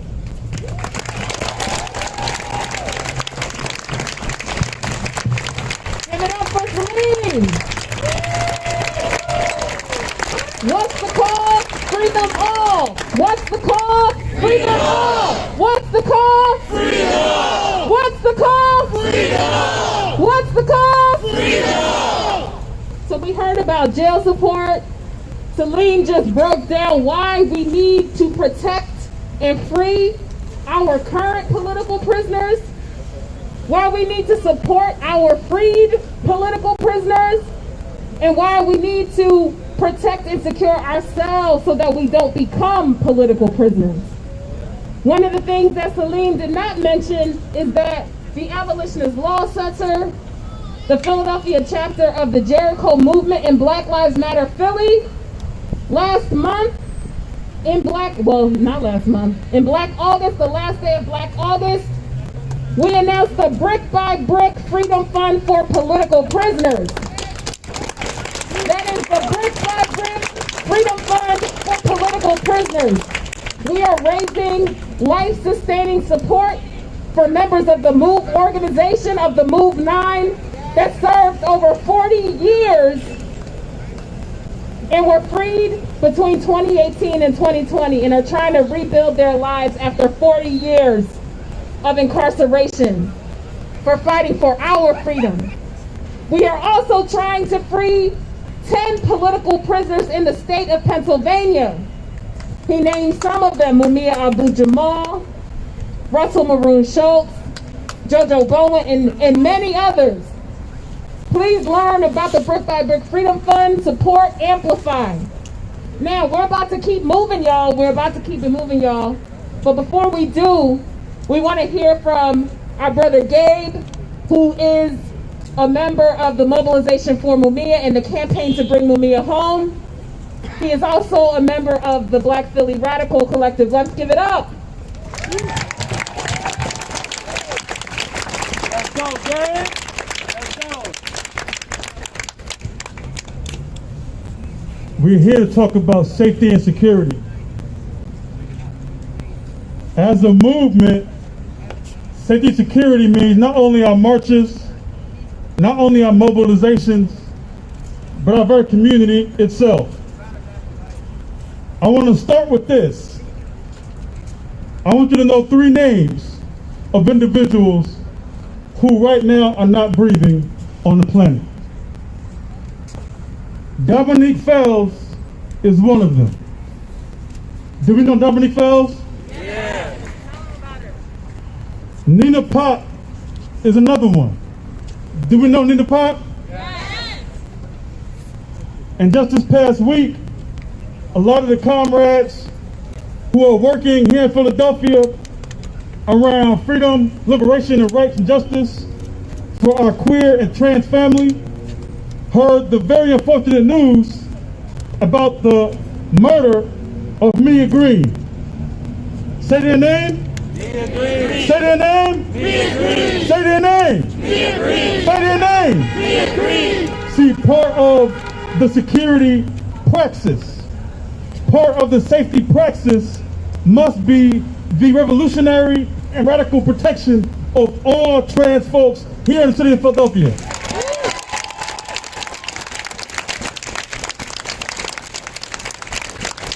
If you're not about that, get out the way. If you're not about that, get out the way. Let us do our job. Let us do our job. We're tired of hearing the names of our black trans women and sisters who are brutalized, who are beaten due to the ravages of toxic masculinity. And if we're being honest, we have to all look ourselves in the mirror and figure out for ourselves, what can I commit to that will go deeper, that will go longer, and that will go more expansive in my support for our trans siblings. That's got to be a part of our daily operation. You got to stop playing around. Because oftentimes, our queer fam, our trans fam, feel isolated, peripherized, invisibilized, and feel like most folks and organizers don't support their cause, don't support their work, and more importantly, don't support their life. So, protocol 1 is, we say Black Lives Matter, that means all Black Lives Matter, right or wrong?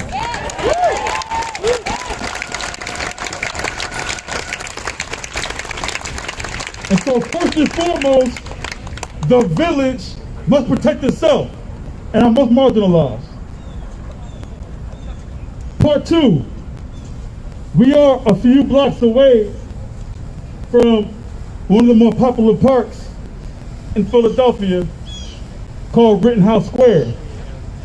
But I don't know about you, but I've been triggered and traumatized by that name when I heard about the vicious story of a Kyle Rittenhouse.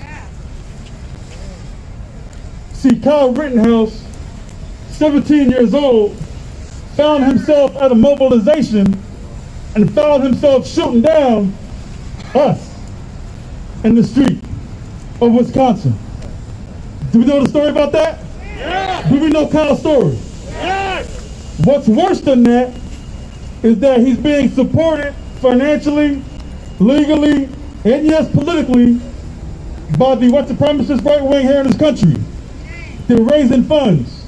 They're giving his parents a platform to speak at debates, at public forums.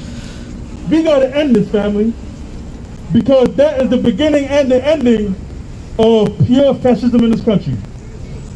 They want to come out with their militias in broad daylight.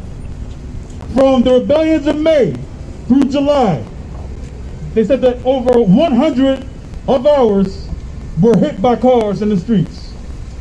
Look it up for yourself. This was an article in July. They said that 104 folks have been hit by cars at protests and at marches throughout the country. So we talk about protocol and procedure. I can only think about our brother Chuck Africa, who, when the media said to him, how we do this work, he said, the strategy of John Africa. He said, well, how are we going to do it? He said, I won't be fool enough to tell you. What does that mean? That means several things. First of all, I want to thank our internal security team who is here right now. Don't worry if you don't know them. Don't worry if you don't see them. Don't worry if you don't know what they look like. But they are here to protect you and I. Why is that important? Because as Brother Ant said, as Brother Salim said, our goal is to keep everybody safe. That's the primary goal right now at this march. Make sure everybody can come home, get rested, get nourished, and goddamn it, get ready to work tomorrow. So we got to keep ourselves safe and secure by all means necessary. When you mobilize, if you haven't already, make sure that you have a few individuals on your team who can arrive at the space a little bit early and be prepared to stay a little bit late. And when they get the just support call, know where to call to replenish your work. Security is a very critical part of this work, particularly in the digital world. See, how many of us know about encrypted text messages, encrypted applications?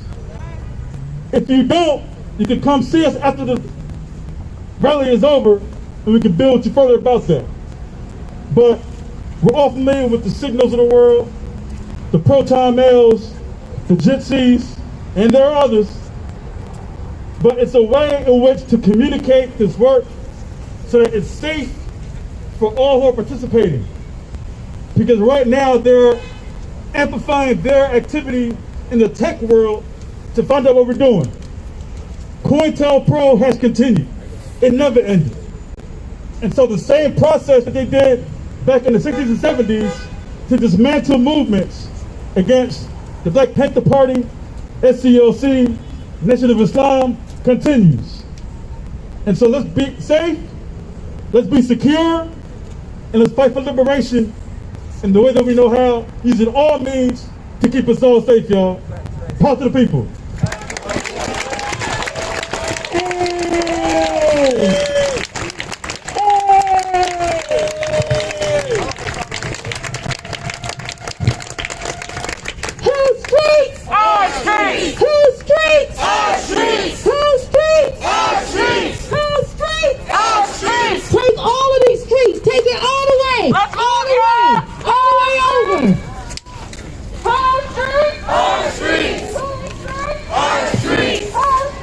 Our streets!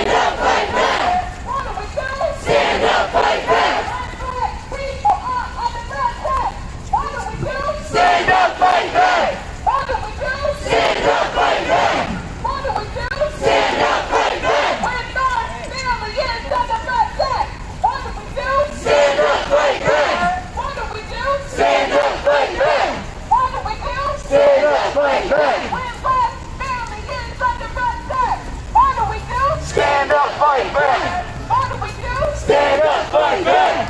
What do we do? Stand up, fight back. When Germantown is under attack, what do we do? Stand up, fight back. What do we do? Stand up, fight back. What do we do?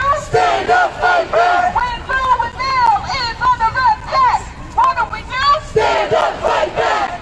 What do we do? Stand up, fight back. What do we do? Stand up, fight back. When Louisville is under attack, what do we do? Stand up, fight back. What do we do? Stand up, fight back. What do we do? Stand up, fight back. When Minneapolis is under attack, what do we do? Stand up, fight back. What do we do? Stand up, fight back. What do we do? Stand up, fight back. When Oakland is under attack, what do we do? Stand up, fight back. What do we do? Stand up, fight back. What do we do? Stand up, fight back. When Johannesburg is under attack, what do we do? Stand up, fight back. What do we do? Stand up, fight back. What do we do? Stand up, fight back. And if we don't get it, Shut it down. if we don't get it, Shut it down. if we don't get it, Shut it down. if we don't get it, Shut it down. if we don't get it, Shut it down. if we don't get it, Shut it down. if we don't get it, Shut it down. if we don't get it, Shut it down. if we don't get it, Shut it down. if we don't get it, Shut it down. if we don't get it, Shut it down. if we don't get it, Shut it down. cause the pigs in my hood, Ain't no good. the pigs in my hood, Ain't no the good. pigs in my hood, Ain't no good. the pigs in my hood, Ain't no good. so don't arrest me, Arrest the police. so don't arrest me, Arrest the police. so don't arrest me, Arrest the police. so don't arrest me, Arrest the police. pigs in my hood, Ain't no good. pigs in your hood, Ain't no good. pigs in my hood, Ain't no good. pigs in your hood, Ain't no good. so don't arrest me, Arrest the police. so don't arrest me, Arrest the police. so don't arrest me, Arrest the police. so don't arrest me, Arrest the police. my pigs in my hood, Ain't no good. pigs in my hood, Ain't no good. pigs in your hood, Ain't no good. pigs in your hood, Ain't no good. don't arrest me, Arrest the police. don't arrest me, Arrest the police. don't arrest me, Arrest the police. don't arrest me. Arrest the police. Ain't no power like the power of the people, but the power of the people. Don't say what? Ain't no power like the power of the people, but the power of the people. Don't say what? Ain't no power like the power of the people, but the power of the people. Don't say what? Ain't no power like the power of the people, but the power of the people. Don't say what? Ain't no power like the power of the people, but the power of the people. Don't say what? Ain't no power like the power of the people, but the power of the people. Don't say what? Ain't no power like the power of the people, but the power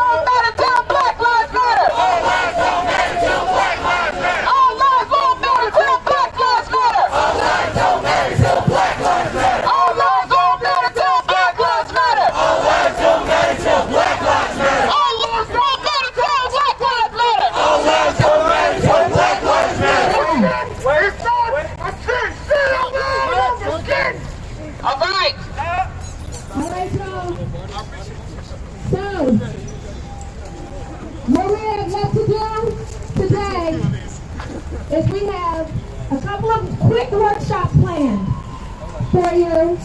You can choose you can choose, there are 3 workshops. You will be able to choose 2 workshops. After we do the workshops, for those who want to stay for it, we will do a banner drop. Okay, 2 banner drops, all right? So these banners represent our solidarity with Louisville and that we demand justice for Breonna Taylor.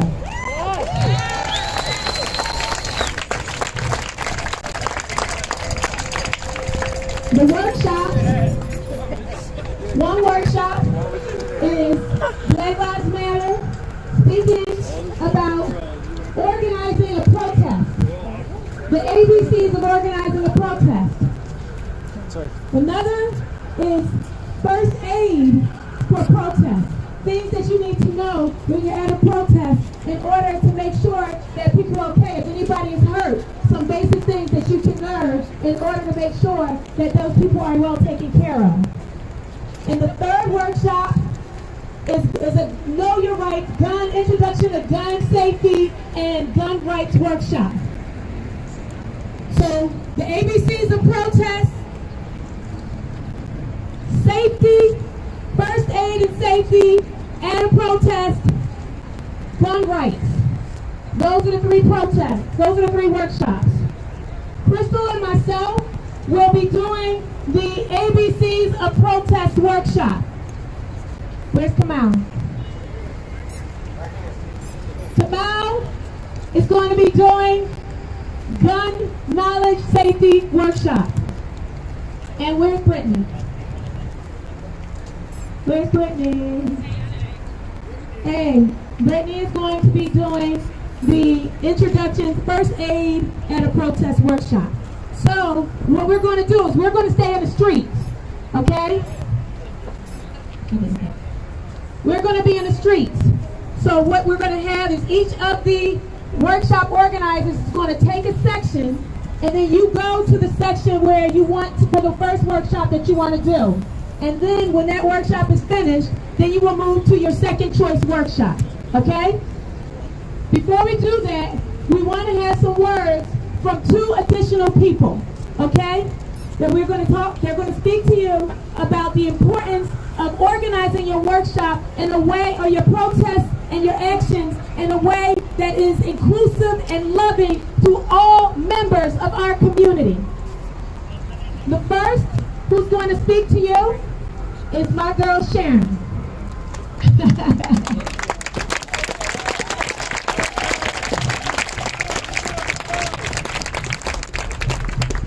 How's everybody doing out there?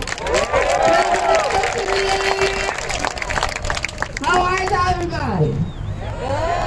I want to first thank everybody for coming out. This is really important. I'm going to talk about mobilizing and organizing, and I think that it's really important that this particular demonstration is actually giving you tools. You can't just go out in the streets and just do whatever you want to. You have to go out, you have to have a strategy. You cannot be reactionary. You have to be responsive. When we are reactionary, we're acting up of emotion. We cannot properly organize when we're acting up of emotion. So sometimes we have to take a step back, and we have to divorce ourselves from our emotions so we can think logically about what's going on, what we're going to do. And the things that are being presented today are so important. First aid is definitely important. Gun violence and protection is very important. Gun protection and how to use a firearm is very important. These are the things that it takes to organize efficiently, effectively, and to be able to do it in a peaceful way, and to be able to really get our message across. Because what has happened is that the media and other people will take what we are doing here and they will distort it. And they'll make it seem like we're not peaceful protesters and we're not peaceful demonstrators. But in fact we are. And not only are we doing that, but we're offering educational tools so that you, and everybody else out here can have the tools that are necessary so you can lead the demonstrations and have those difficult talks in your communities, with your friends, See, it's okay just to come out here with a sign and to protest. But the hard conversations have to happen at the dinner table. The hard conversations have to happen with your friends. We are in the holiday season. When y'all white people go home, y'all better challenge your family members, okay?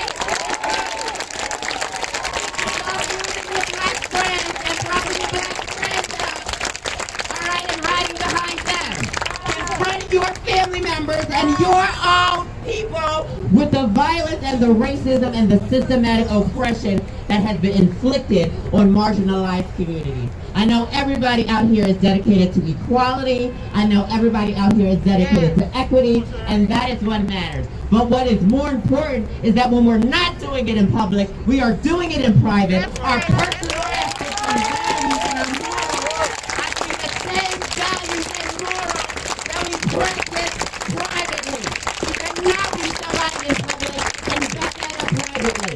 You have to live by the way that you see fit. Set an example, especially for our young people, especially for our young people, and especially for our youth. Thank you all so much. I really appreciate it.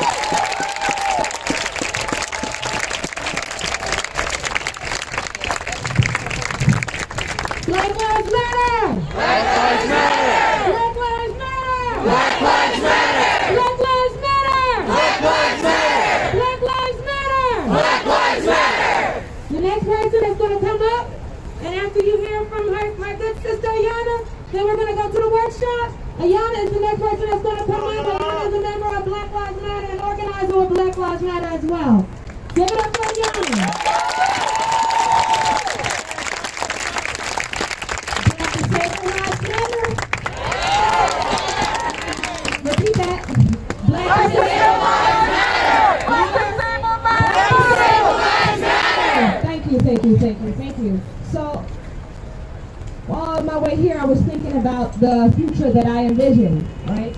So, I envision a future where, when I'm in my house, I can hear protests from the street screaming, Black Disabled Lives Matter. I envision a future where I don't have to fear for my younger sisters' experience growing up as a Black visually impaired child. I envision a future where I feel like I exist here, like I feel like we exist here. I envision a future where I don't have to beg for inclusion, even in organizing spaces, because it still happens. And I expect it not to happen in greater society, but I don't want it to not happen here. Okay, I want to be, we as Black disabled folks, not just visually impaired, but Black disabled folks all across the spectrum, deserve inclusion. We deserve visibility. We deserve recognition. We deserve to live in a world that is not silently trying to erase us from existence. We deserve to be seen. When I tell you, like, I've been thinking about that for the past few days of how no one sees us. No one sees us. So when Black folks with visual impairments get attacked by the police and beat with sticks and have to fight in a racist justice system and have to beg a racist judge to believe and not have to remove their prosthetic eye just to be believed that they're blind because they were attacked by the police. I want to live in a world where we exist. We're not some kind of fable. We're not a myth.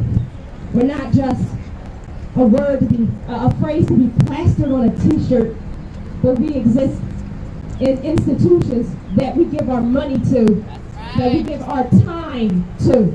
Our time matters. Our lives matter.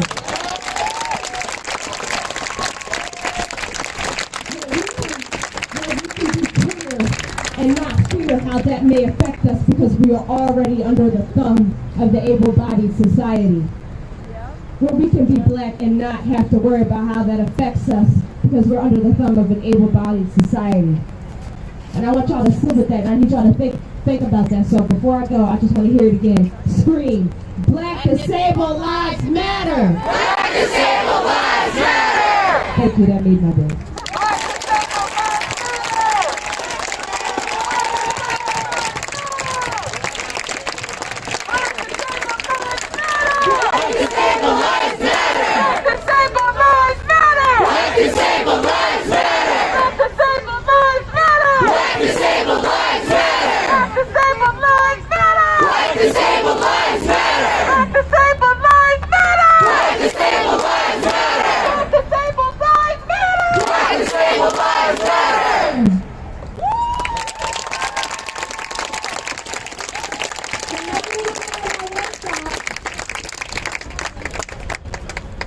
We're going to have our workshop, so hopefully you have in your mind which workshop you want to go to first.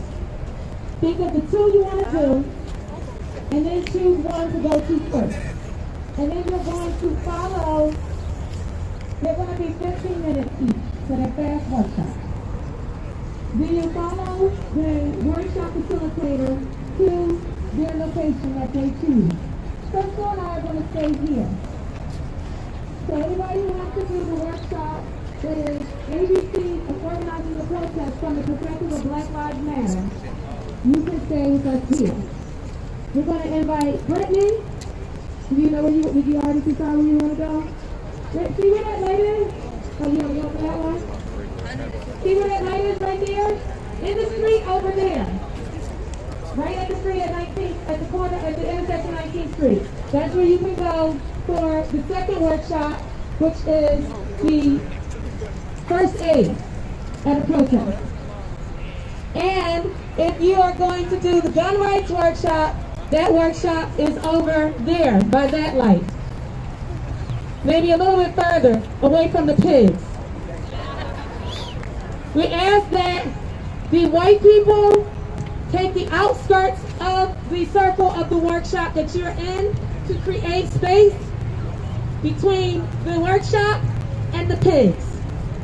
Let's go!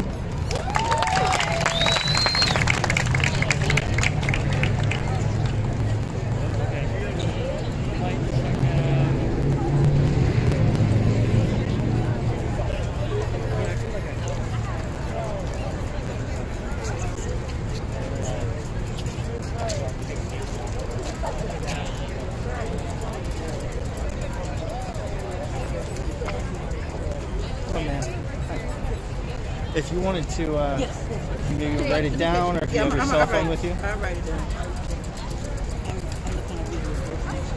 So I'm live streaming. So this is going up right now, and I share this around.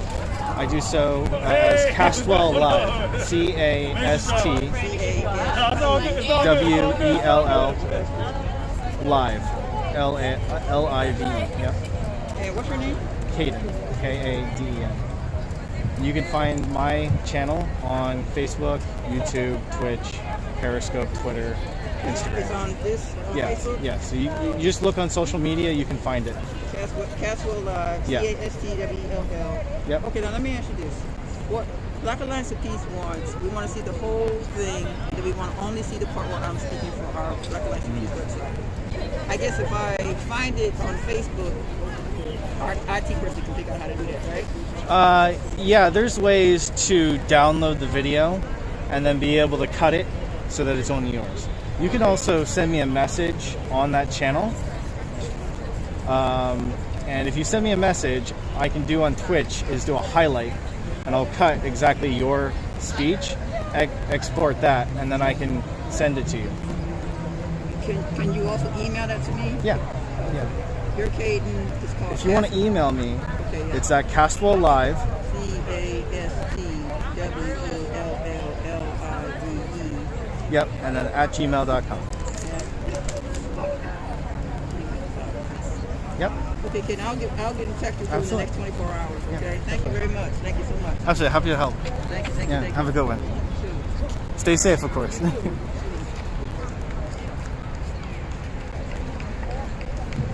How we doing out here? How we doing? How we doing? How we doing? Let me get a little fist up. You supposed to say something. Fist up. Fist up. Fist up. Fist up. Right, so this is the ABC of leadership. How many of y'all have been to a protest? How many of y'all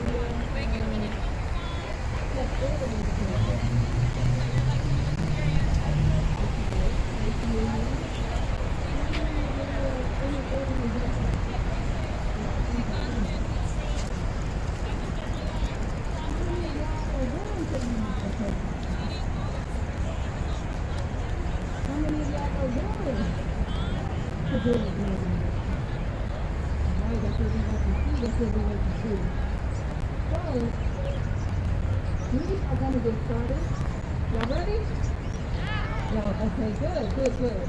We want to provide you with some tools that are practical, that can help you lead an action that has a mission, that has a purpose, that is safe and secure, right? We see that people are really eager to lead protests, but we have to do so with our safety and security in mind, right? Because if we are not safe and secure, that means that we need to create space for police programs, police to target us, right? You can murder someone with it if you need to. So when it comes to a protest, so first of all, there's not like a hard and fast rule, right? People organize protests, they are organizing what they want to organize. What we are offering here are our thoughts of what makes an effective protest or an effective action as organizer of the Black Lives Matter. So that's just our experience, our perspective, okay? One of the first things that when we organize an action, one of the first things that we think about is like what we want to accomplish with that action.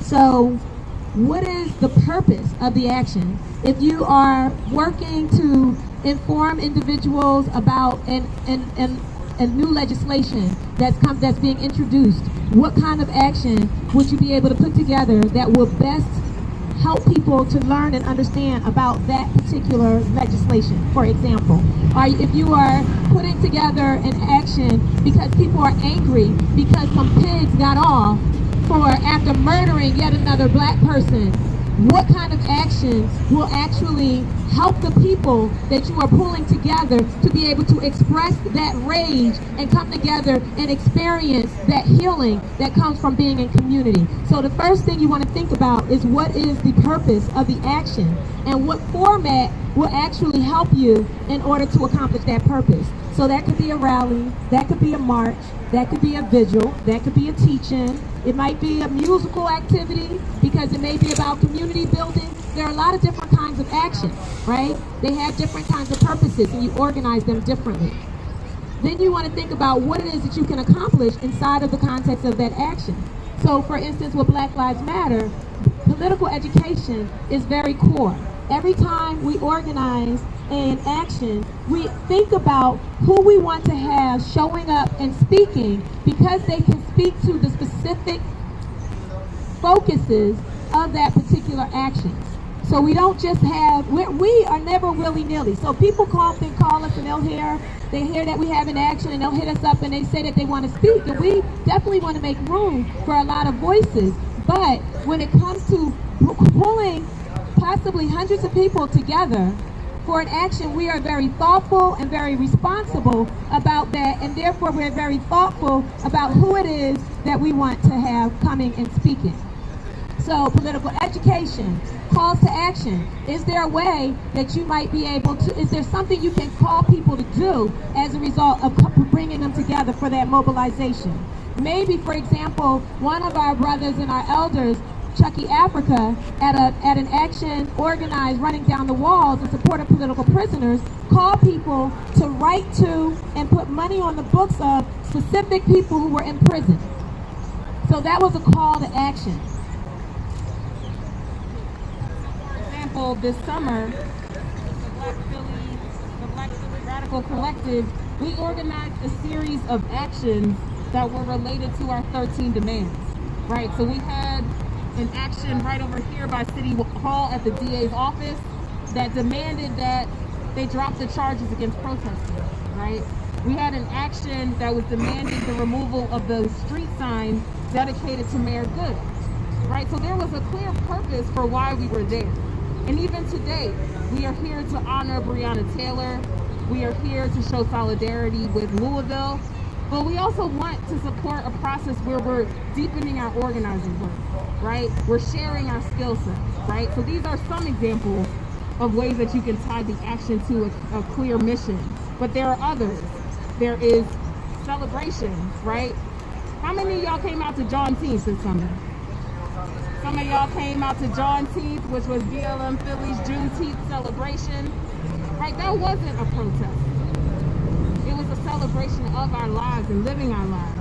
Sometimes we want to build community. Sometimes we want to share resources, right?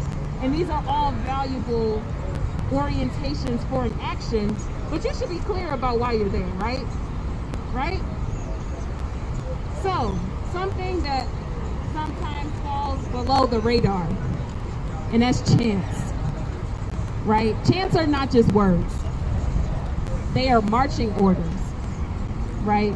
They are political education, right? They are communicating our values and our political understanding. So one thing that we stopped saying is hands up, don't shoot. Why do you think we stopped saying that? Sharon said because they're going to shoot us anyway. But also because we ain't asking for a motherfucking thing, right? We offer that. We are here to communicate what we stand for, right? And what we are prepared to do. That's why this action is called Fists Up, Fight Back, right? There was an action that happened this summer where some folks decided to kneel down with police officers. George Floyd was killed by a knee from a police officer. Do you see the kind of message that this is communicating to the system, that we don't necessarily understand what we are fighting for and fighting against? So there are lists of chants. Learn them, make up your own, but make sure they align with your vision and your politics. And, you know, and also one other thing I just want to say about chants is chants also serve to connect this to the spirit of the people, right? So if you're saying fists up or hands up, don't shoot, to people who are angry, that actually is an interruption. When people are angry, they're ready to fight. So you don't need to have a chant that actually brings people down. The purpose of our chants should also build the people up. It should encourage the people. It should inspire the people. It should embolden the people. When we're here in this moment, in a moment like this, a moment of rebellion that is unlike any other that has been seen and potentially in the history of this country, people need to be emboldened. And so that is what our chants should do. And we talked a little bit about speakers, but as it relates to speakers, it's really important not only to think about who your speaker should be, but to actually go through a process, like reach out to them ahead of time, communicate to them how long it is that you want them to speak, communicate why you're asking them to speak, what you want them to speak about.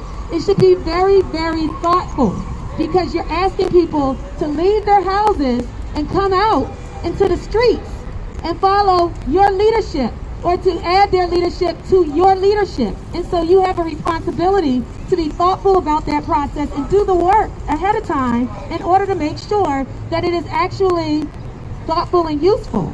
And so bringing up people to go into your speaker, making requests in advance, giving them subjects and time frames, and ensuring that the people that you have to speak represent the broad beauty and diversity of our community. How many times have you gone somewhere, watched a whole panel full of white men? That's some irritating ass shit.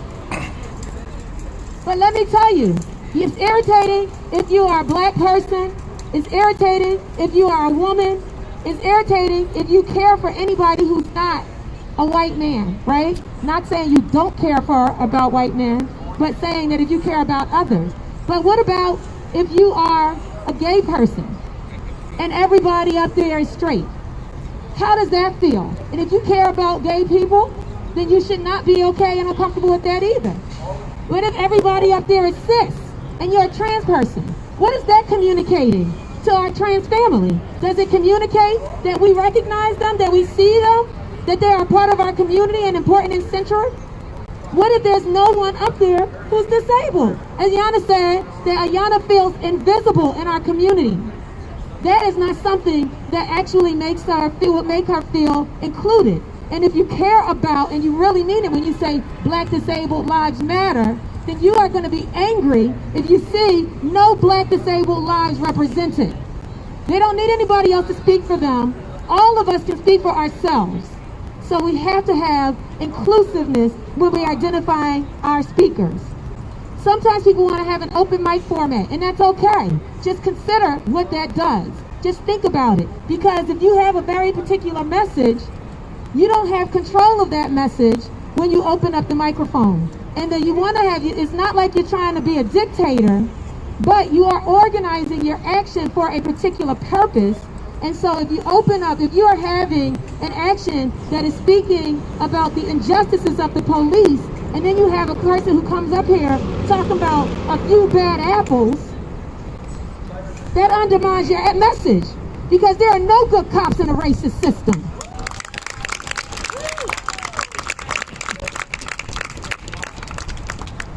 All right, y'all, so we want to talk a little bit about some other matters that you should consider, and we want to kind of move rapid fire so we can leave some time for questions if you have them, or things that you want to share that you think we haven't covered, right? So, some things to keep in mind. Where do you want to hold your protest, right? Location is everything.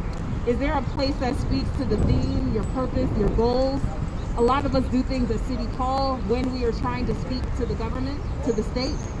We do things at the Art Museum because of the vantage point that it provides us, right? Is already a stage there. It can hold a lot of people. We do a lot of actions at Malcolm X Park because it is Malcolm X Park, right? And it reflects our values. It is also rooted in a Black community, right? So these are among the reasons why you would choose such a location. Think about when the media comes. There are several media outlets here. Do you have organizers who are prepared to talk to the media, right? Do y'all have a message that you're clear about? You should get clear about it, right? And in addition to that, accommodations. If you're planning to move, are you thinking about folks who have different abilities, right? Are you thinking about people who might have visual impairments, right? Or people who are deaf or hard of hearing, right? There are ways that we can think about being more inclusive. And as you move from imagining your protest into the actual organization and preparation, there's a few things that are important to keep in mind. Something that people are not always aware of is that at every action, at least every action BLM does, we have a street medic team that's prepared. We have legal observers that we've already called just so they're on point in case the police come and try to attack us. We have chant leaders, right? We have people who are meant to hold banners, and these are all really helpful in ensuring that the gathering, the action goes smoothly. Think about the weather, right? This summer, a lot of our folks got dehydrated. A lot of our folks, were burning in the sun. And we depend on organizations like Protect the Protesters to make sure that we have hydration. I see a bin over there that I'm sure has water bottles. So we have to think about these things that can make sure that we're safe, that we're comfortable. We need certain kinds of equipment. You don't need it, right? But it's useful. We have a sound system now, right? It helps you hear us, right? Bullhorns help, right? Could you imagine the amount of people we had today without any sound amplification? Would you have been able to hear anything that we said? Right, like these are some basic things that completely transform your ability to deliver your message. They're not all that expensive either. What's that? They're not all that expensive either. They're not. You can get one for under $50. Some are like 30, right? A bullhorn, yeah. And then things like banners, posters. Thank you all for bringing, those of you who brought posters and signs. They matter, right? When people see, they communicate. None of you helped organize this protest, but you contributed to this protest because you added your voice, you added your perspective, right? So, you ready?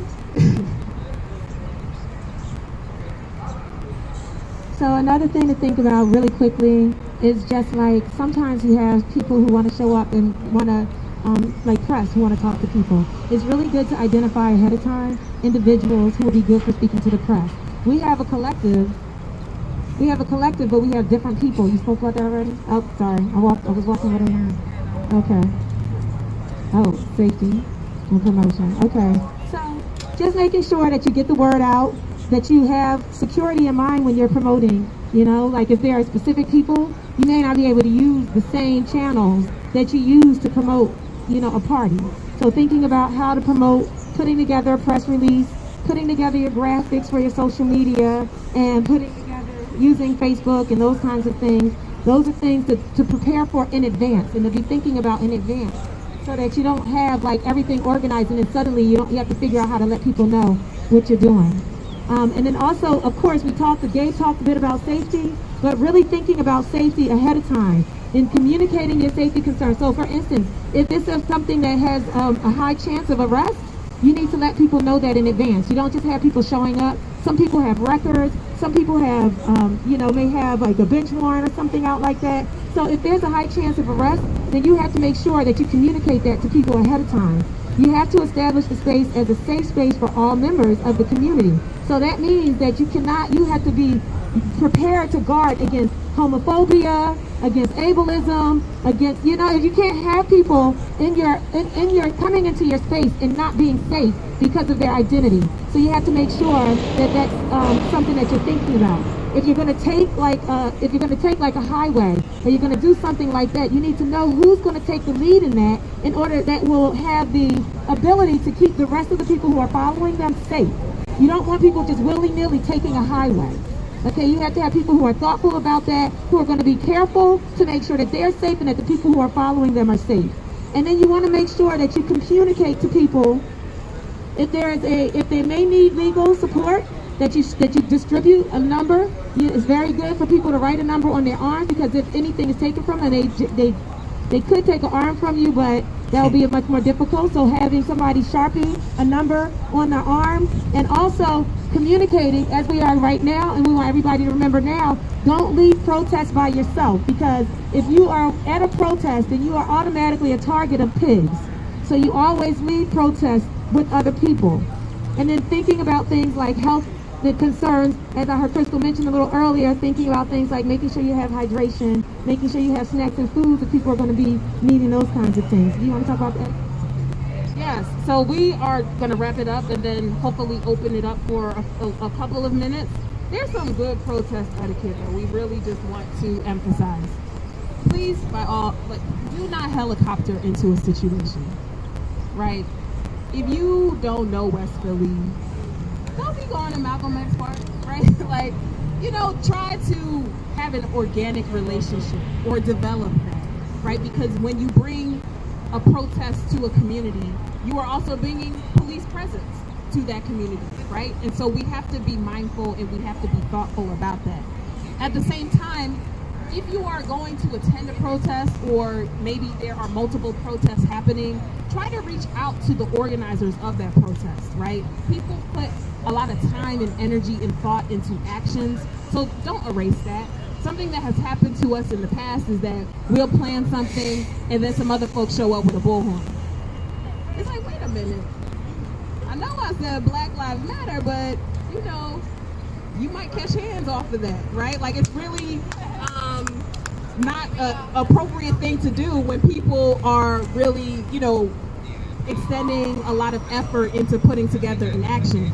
And also, we gotta read the room, right? be clear about the politics that you are communicating, right? Consider the overall landscape where we know that we have a system that is trying to criminalize protests, that is trying to criminalize people who are reacting with rage, righteous rage to our conditions. So when you say things like, this is a peaceful protest, right? Even if that is your intention, you are already creating a separation between what you are doing and what people might be prepared for if they are willing to transition into something that is a bit more confrontational. So we have to be mindful of these dog whistles, right? These buzzwords, and really try to make sure that we hold a line that all of our resistance is valuable and necessary, right? And related to that, don't be talking to these cops out here. Don't not talk to the cops out here. Something that we see very often when we attend or support or protests and direct action is that we show up to the spot and people are literally talking about this is a police action for abolition, but then you telling the cops, oh, we going over here, we doing this, we doing that is not, the math ain't mathin', y'all.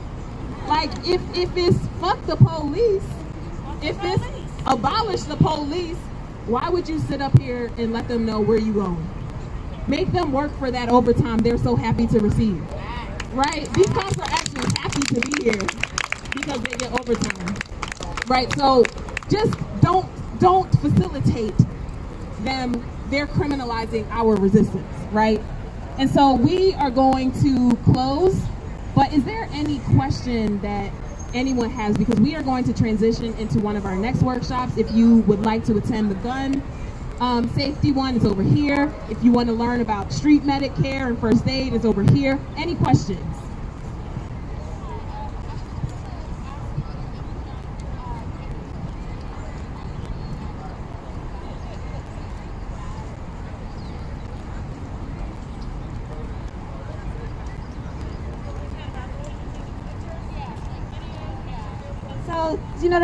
That's a great question. She asked about people taking pictures and taking videos at protests. And we already we know that we have, an ally who is in prison right now because people took pictures and posted pictures, and then they traced the person who they say allegedly set this car on fire, this pig carrier on fire, and that person is in jail right now.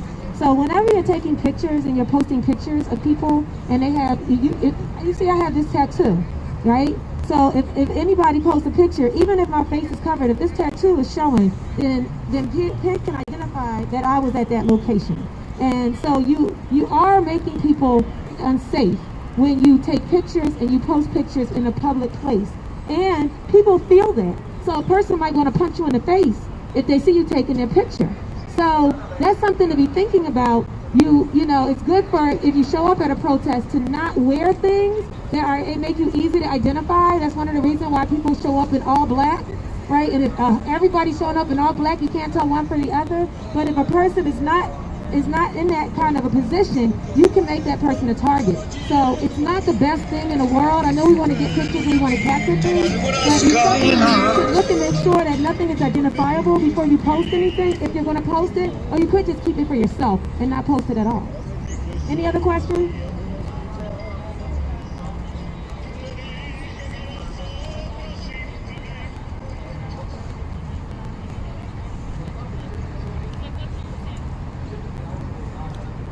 She said that on our Instagram page, she saw that there are faces that are not blurred out on the Instagram pages. It depends on what it is that's happening. It depends on what's going on in that space. So like in this situation, there's nothing that's happened here that anybody will be criminalized for. And so in this situation, then we feel comfortable going ahead and posting things. But if it was like an action like it was happening before, when people, even if nobody in those pictures have been involved in any of those kinds of actions, we still will be careful about posting pictures in that situation, because anybody could be tied to even having had a presence in that environment. Does that make sense? Do you understand? We also work out a conversation about consent. Like, are you okay with us posting this? Some of those people that are posted are organizers with BLM, which is why they are comfortable being on our Instagram page or Facebook page. So we are going to transition, y'all. We want to thank you for coming to the ABCs of organizing a protest. If there's more you want to talk to us about, there will be time after. We know we got a little rush, but we want to encourage you to either go to the street clinic workshop or go to the gun safety workshop and self-defense workshop. Thank y'all, thank y'all, thank y'all, thank y'all.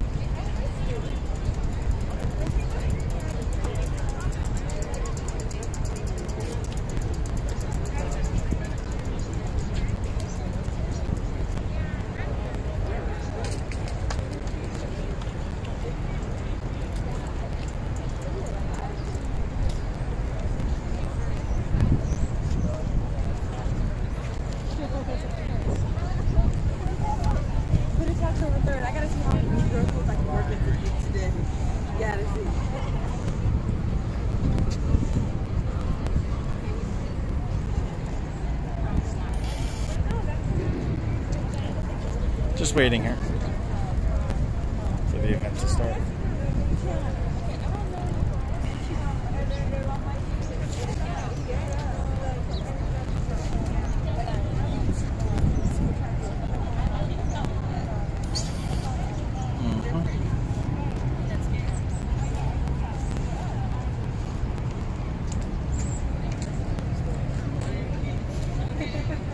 Hello.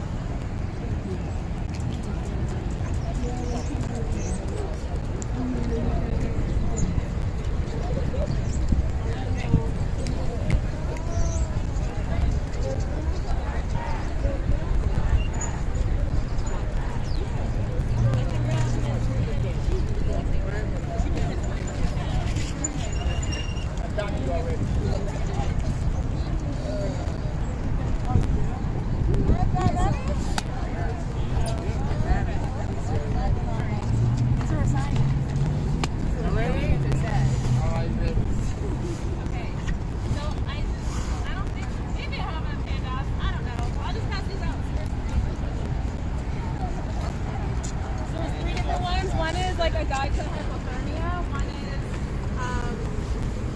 heat related injuries. And then one is about tear gas and chemical weapons. Can I help?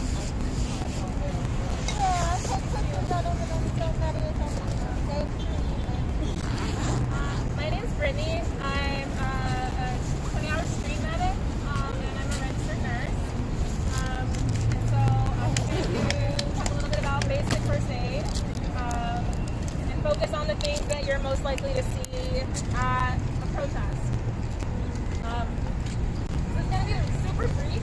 Obviously, I'm going to focus on chemical weapons, so like tear gas, pepper spray, weather-related injuries like heat exhaustion, hypothermia, and blunt force trauma injuries that happen as a result of bikes and batons. And I'll talk a little bit about bleeding and how to stop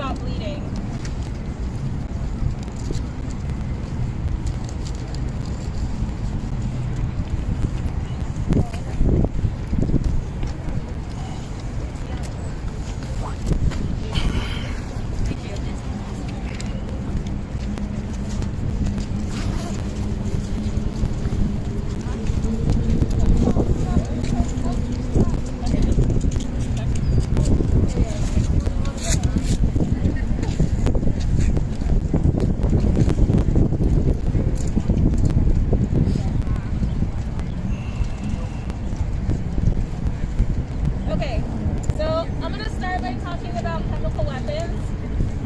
So the most common chemical weapons that we have to deal with protesting are pepper spray and tear gas. So chemically they're both very similar. They're both capsaicin. Pepper spray is in oil. Tear gas is aerosolized, and so it just forms a cloud of smoke.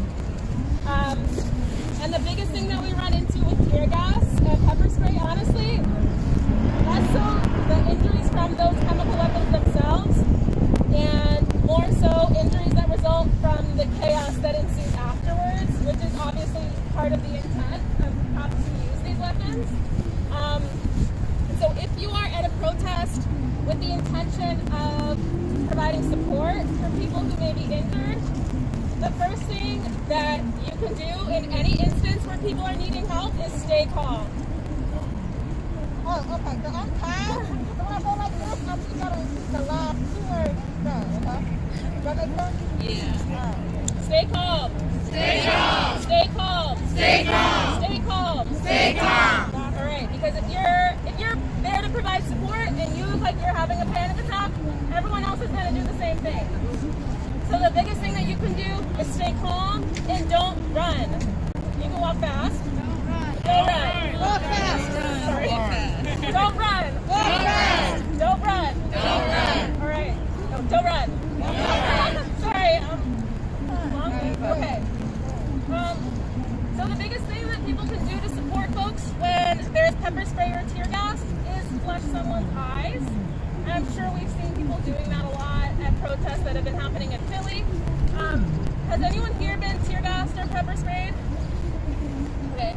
So for those of you that have, could you talk about a little bit like what it feels like in your body to be pepper sprayed or tear gassed for folks who haven't experienced it?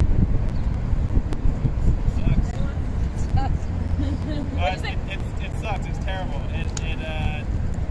Your lungs are on fire, your mouth is on fire, your throat's on fire.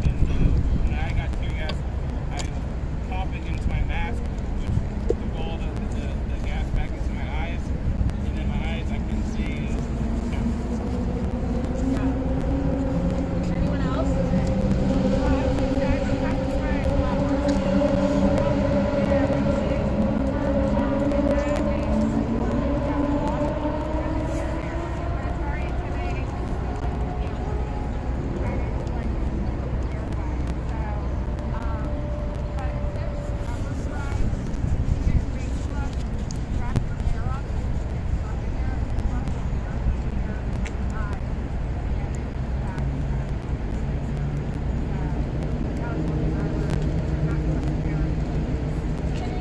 So they said they think pepper spray is worse than tear gas because it's in oil and it sticks to you. And they also suggested wrapping your hair if you're getting your eyes flushed, which we'll talk a little bit about. All right. So the biggest thing with pepper spray and tear gas, as people said, it burns like shit. And you're going to start coughing. You're not going to be able to breathe well. Your eyes are going to burn. It's going to be hard to see. There's going to be a cloud of smoke, and everyone's going to be running. Like the worst case scenario that could possibly happen. All right. So stay calm. Stay calm. Stay calm. Stay calm. Stay calm. Stay calm. All right. So if you're out there and you're like trying to help somebody, first thing to always do if you see someone who looks like they're in distress and might need their eyes flushed, go up to them and ask for consent. Ask for consent. Ask for consent. Ask for consent. Ask for consent. Ask for consent. As much as it sucks, if someone looks like they're in distress and they don't want your help, you gotta keep it moving, all right? So if someone like says, yes, I want help, or in their inability to speak from the tear gas, they're nodding, all right? In the interest of staying calm, you're gonna encourage them to sit down, all right? If they're gonna say, hey, you look like you're in distress, can I help you? Can I help you flush your eyes? They say yes, you're gonna say, okay, like, that looks like a quiet spot over there. Let's go, I'll help you walk, and let's go sit down. All right? Sit down. Sit down. Sit down. Sit down. Sit down. Sit down. Sit down. All right. So you've got this person, they're sitting down, they're in an area that's safe, there are people sprinting around them. First thing you want to do, you want one of these kind of water bottles. So you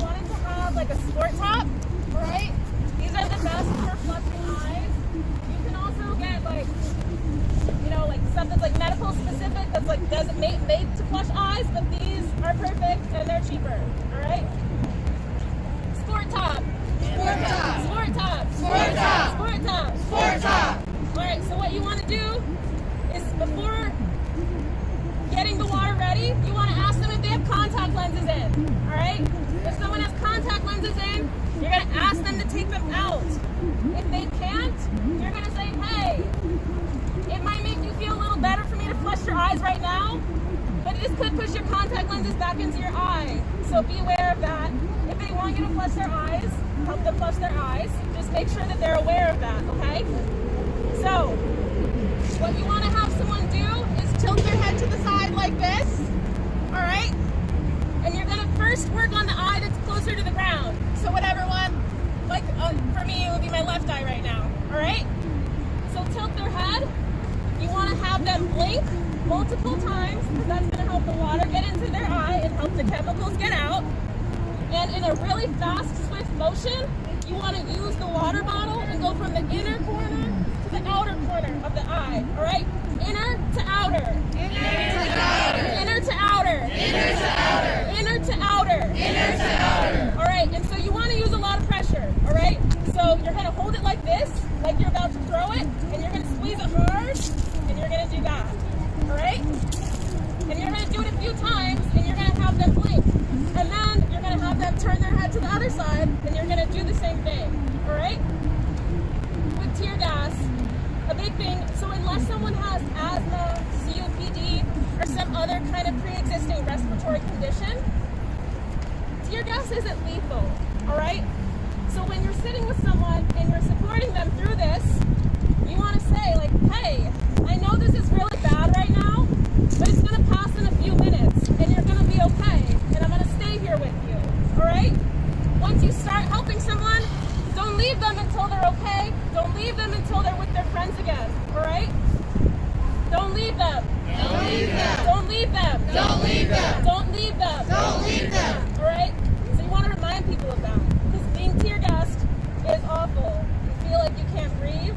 Remind people that they're going to be okay and that it's going to stop burning soon, all right? Really important thing that I want to talk about is milk. So a lot of people use milk, say you should use milk to flush someone's eyes. So medics have different opinions on what to use. Most medics say only water. My hot take on that, which is my hot take, is to never ever use milk. Ever. No milk. No milk. No milk. No milk. No milk. No milk. And the reason why is one, milk is full of lactose, which is a sugar, and there's nothing bacteria love more than sugar, and people get eye infections following getting their eyes flushed with milk. So be very careful if you're using milk or anything with sugar near someone's eye, okay? No milk. No milk. No milk. No milk. No milk. No milk. A lot of people are also allergic to dairy. The eyes are full of mucous membranes and blood vessels that are really absorbent and will absorb dairy if you put it in their eyes. So it could cause an allergic reaction as well. So water is the best thing to use for flushing eyes, all right? So I'm going to switch a little bit and talk about pepper spray.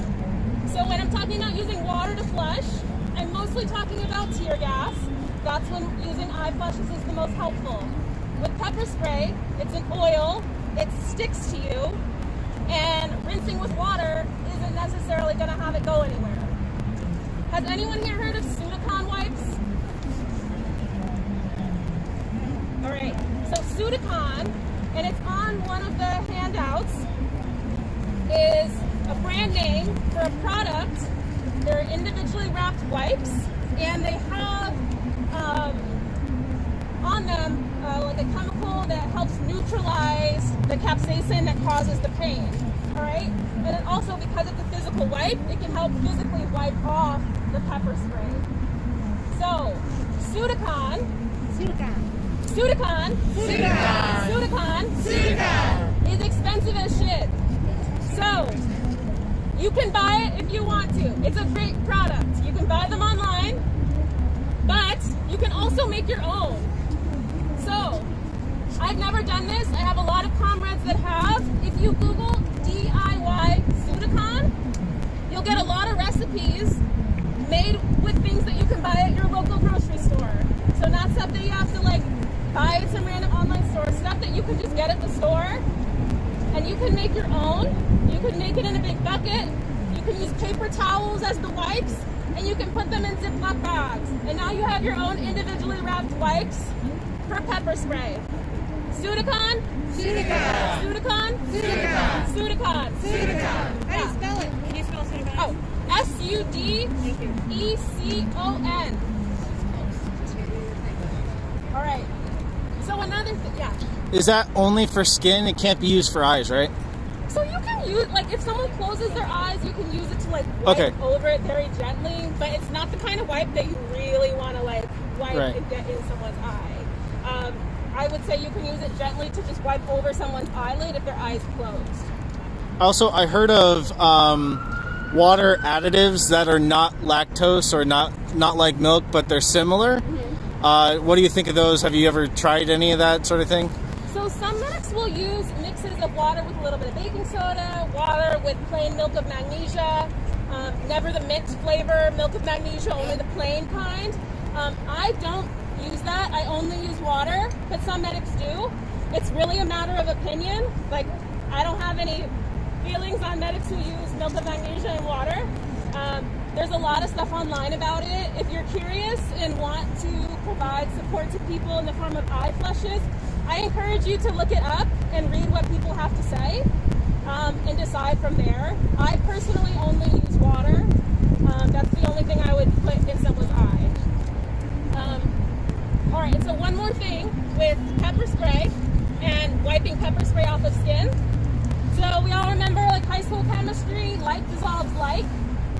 So water won't do much with getting rid of pepper spray when it's like really seeped on your skin, but oil does. So something that you can do that's also really helpful for folks who are getting pepper sprayed is have a jar of coconut oil and paper towels and literally use coconut oil with paper towels to wipe it off, all right? Coconut oil. Coconut oil. Coconut oil. All right, so that can help. It's not perfect, right? But pepper spray is really thick. And so when you're trying to get it off of someone's skin, having something to help will make a big difference. Especially when it's burning someone's skin, oil can help actually like dissolve it and really get it off. So someone will be in less pain until they get home and they can shower and get it off of them. So I want to make sure I leave some time for questions, but want to talk about blunt force trauma and bleeding really quickly.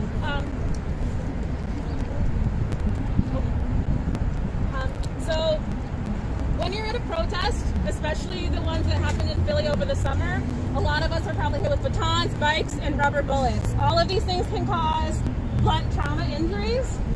Most likely, we're going to get a bruise. Painful, but it will heal. Sometimes, and this happened many times over the summer, people were hit in the gut. They were hit on like a small bone in like a hand or something, and actually got some really serious injuries, all right? So if you're supporting someone and they're like hunched over and they're like, oh, I just got hit in the gut with a bike or a baton, that's always going to be beyond the scope of care that you can provide in the street, on the ground, at a protest. You want to encourage people, if they have a primary care provider, to go see them. But if you notice bruising on someone's belly, especially if the bruising is like at the bottom and it's like going across, if they were hit really, really hard anywhere in their abdomen and they're in excruciating pain, you want to encourage someone then to go to the hospital, all right? A lot of people don't want to go. That's totally fine. They don't have to. But if you're there to support someone, you want to tell them, hey, I'm really worried about this injury that you told me about. You seem like you're in a lot of pain. I think you should get medical attention for it. So, we're in Philly. Someone's like, well, I don't want to go to an ER. I don't trust them. I don't have insurance. We have a lot of options here. There are a lot of federally qualified health centers, or FQHCs. FQHC, remember that. FQHC. FQHC. FQHC. FQHC. FQHC. There are a lot of them. They cannot refuse care to anyone, regardless of insurance status. All right? perfect, but it's a way to access care for people for whom money is the only barrier, all right? So that's something that you can suggest to people. A big thing with rubber bullets, one, they come at you fast. Most likely they're going to cause a lot of bruising, but the canisters they come in are also incredibly hot, so they can burn people, all right? People can get thermal burns from tear gas, or rubber bullet canisters and tear gas canisters. So keep that in mind. And the biggest bleeding injuries that I've seen on the street are usually from rubber bullets. So they like come in at an angle and they hit someone at like just the right spot and they start gushing a lot of blood. So this is just one way to remember types of bleeding that are dangerous. I hate using this word in a normal whatever. If it squirts, they're very hurt, all right? If it squirts, they're very hurt. If it squirts, they're very hurt. If it squirts, they're very hurt. If it squirts, they're very hurt. So most of the time when we're bleeding, it's like slow and oozing. We can put a little pressure on it, it's fine. If someone's bleeding and it's bleeding with a rhythm and it's pulsating out and squirting out, that means they might be bleeding from an artery instead of a vein. That's really dangerous. Even if it doesn't seem like a lot of blood is coming out, arterial blood pumps really fast and it's not going to clot on its own. So even if it seems like a small amount is coming out, if that bleeding doesn't stop, that person's in a lot of trouble, all right? And so what you want to do in that case is apply pressure, a lot of pressure, all right? And I mean like pressure that makes you uncomfortable, like you're pushing so hard on someone that you know when you take your hands off they're going to be bruised. That's the kind of pressure you need to put on an arterial bleed, because that blood is pumping so fast, there's no way it's going to slow down enough for the body to clot on its own. So you have to help it by putting pressure there, all right? Pressure. Pressure. Pressure. Pressure. Pressure. Pressure. All right. So when you do that, when you apply pressure, if you're in desperate straits, if you feel comfortable with it, you can use your bare hands. I recommend always carrying gloves if you plan on providing any kind of assistance at a protest, all right? And if you have gauze, you don't have to use gauze, but if you have gauze or if you use a spare t-shirt or something to put over a wound to help stop the bleeding, never take it off, all right? Never take it off. Never take it off. Never take it off. Never take it off. Never take it off. Never take it off. Because what you're going to do is when you pull that off, you're going to take the clot with it. And you're going to have to start at square one to stop that bleed, all right? Never take it off. Never take it off. Never take it off. Never take it off. Never take it off. Never take it off. All right. That was as brief as it could be. I know people always have questions about things that they've seen in the streets. Does anyone have questions? Yeah. About the tear gas, because like you said, it's a powder. It's not really a gas. It like sticks to everything, like all of your clothes, like your whole body. It's not just like your eyes. Like I've felt my skin burning like a day or two afterwards. So like, I mean, you might say more about this, but what I've heard is like you gotta go directly home, take off all your clothes, put them in a cold wash cycle, and then take a cold shower for like 20 minutes. And that's what I've heard is like the best procedure when you get home from after getting tear gas, because it can stay on you and it can continue to burn you a day or two afterwards. Yes, thank you so much for saying that. That's really important, and it's true. Tear gas and pepper spray will stick to your clothes, they'll stick to your hair. You want to wash it off as quickly as you can. Sometimes with pepper spray, people decide that they're just going to throw their clothes away. It's an oil. It's hard enough to get cooking oil out of our clothes in the washing machine. Weaponized pepper spray is even harder to get out of your clothes. It's a thick oil. It's not just like olive oil. It's thick. It's really hard to get out. So some people choose to get rid of their clothing once it's been contaminated with pepper spray. But absolutely, you want to wash your skin in and everything you had on you as soon as possible. I also wanted to mention, you were talking about applying pressure to arterial wounds.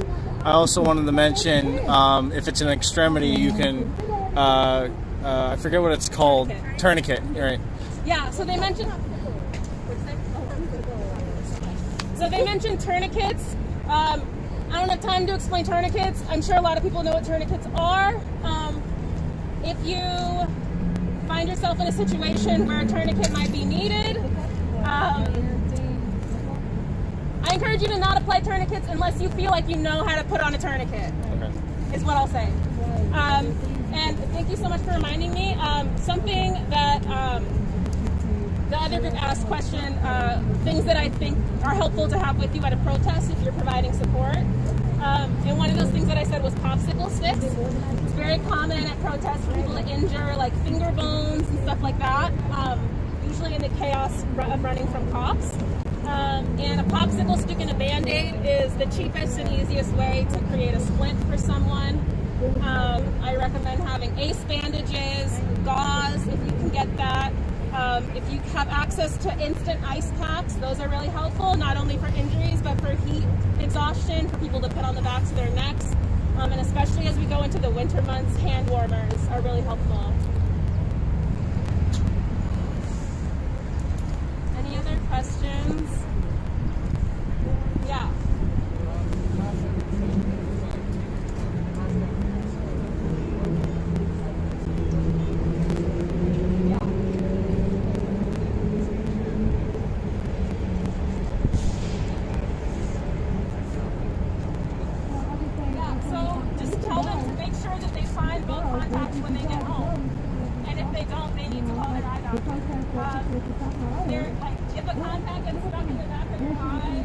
It's a sure way to get an infection. It's a sure way to have possible permanent damage. So if someone has contacts in and they still want you to flush their eyes, just remind them when you get home, make sure you find both contacts and get them out of your eyes. Otherwise, they need to contact their medical provider to help them get them out. But recommendation in general is to just never wear contact lenses for protests, especially when you're weapons use, which seems like all the time these days.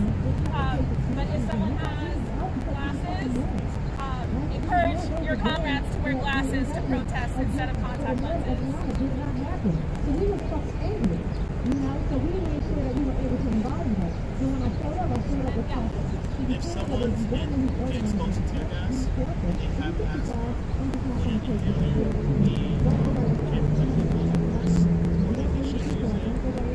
So if someone has an inhaler, they should use it, especially if they're reaching for it. Something that can be really helpful is saying, can I help you find your inhaler? Because sometimes it's hard to think that when you're in distress and can't see. So if someone has their own inhaler and they want to use it, any assistance that you can provide helping them use their own medication, I would recommend. Street medics never administer any medication. So my official stance on that is that if someone has their own medication, you can help them do it. I know some street medics who do carry inhalers and help people use them and kind of say I'm going to put that inhaler there. If you want to use it, it's there for you to use. But for the most part, encourage people to use their own medication.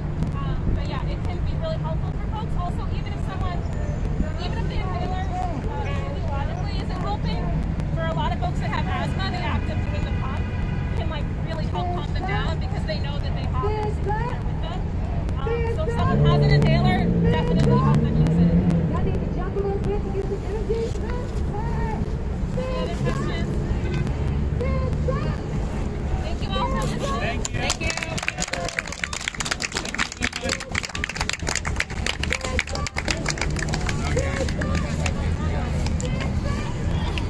Hold straight. Hold straight. Hold straight. Listen.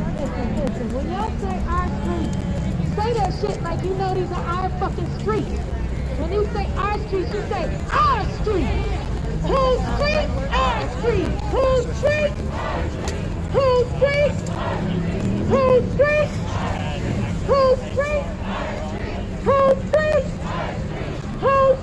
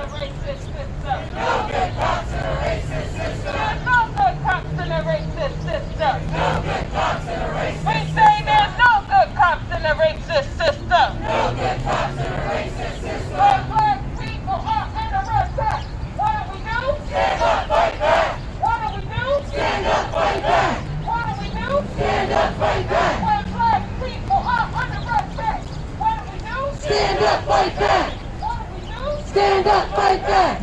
What do we do? Stand up, fight back. So, we are going to close this thing out. So we're going to close this out by dropping this banner. Right? So after we've gone, people can see why we were here. They can stand in solidarity with us. But before we do, we have a couple of announcements for y'all.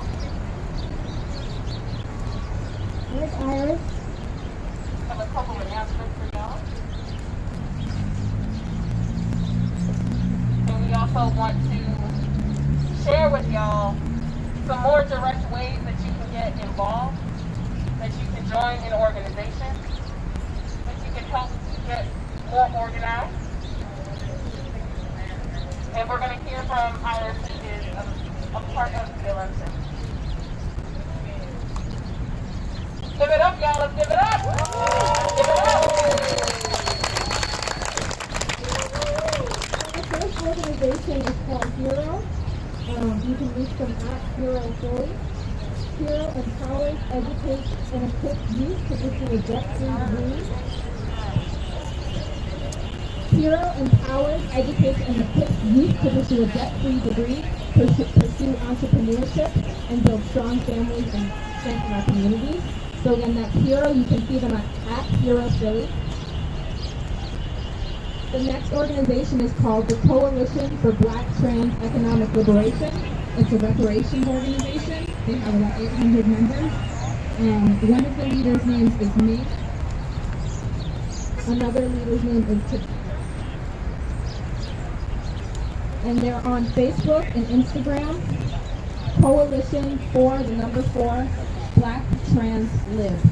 They also have an email, same thing, coalition number 4 blacktranslib@gmail.com. So if you want to reach out and get involved to either of those organizations, I encourage you to.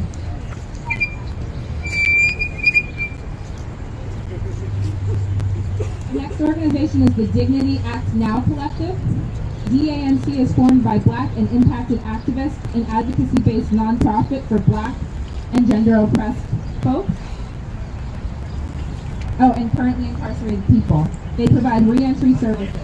If you're interested in membership, you can log in at www.dignityactnow.org. Again, that's www.dignityactnow.org. The same organization is also launching a podcast theater on the on their website and Spotify. So you can reach out at the website dignityactnow.org or go to Melanie in the DACN shirt. Is Melanie around? Melanie's right over here. All right, thank you. Let's give it up for Iris.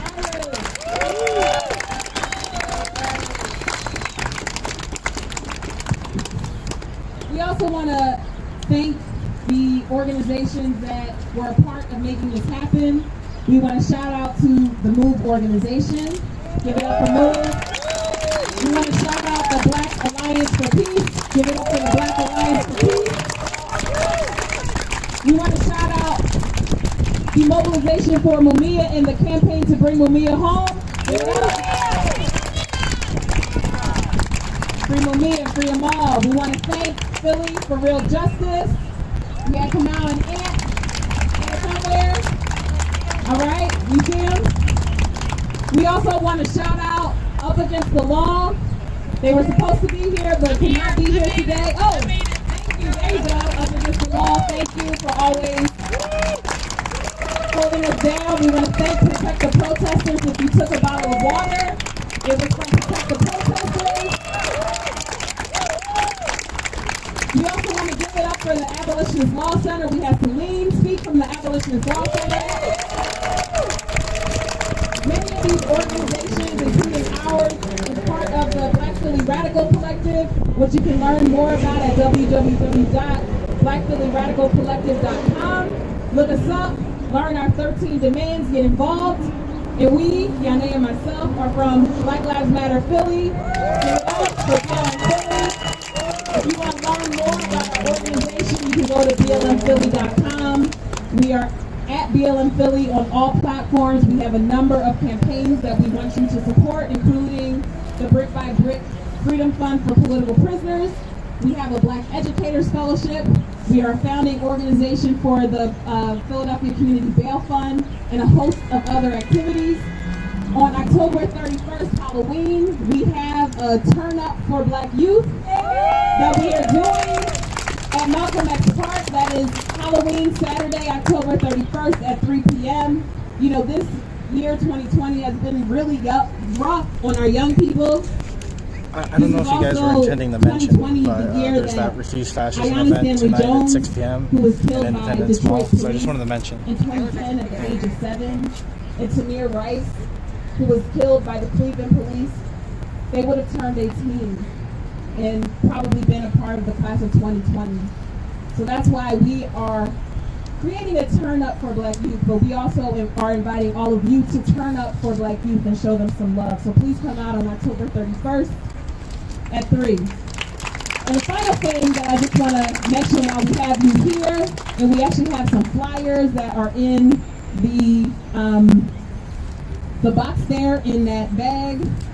There you go, right there. BLM Philly recognizes that state violence comes in many forms, right? Like, we're here to talk today about police killings, but we also know and recognize that it is white supremacy, it is this class structure that creates the conditions for our intracommunal violence, right? We know that Philadelphia is one of the cities most affected by intracommunal violence, and it is no surprise because we are the poorest big city, right? And so BLM Philly and all of our comrades, we are committed to providing community-centered solutions to the violence that is in our communities. We argue that it is us, we, that keep us safe. So look out starting in November for a series of conversations that will be posted online that will connect all of us to the community-driven solutions to violence in our communities. Give it up, y'all.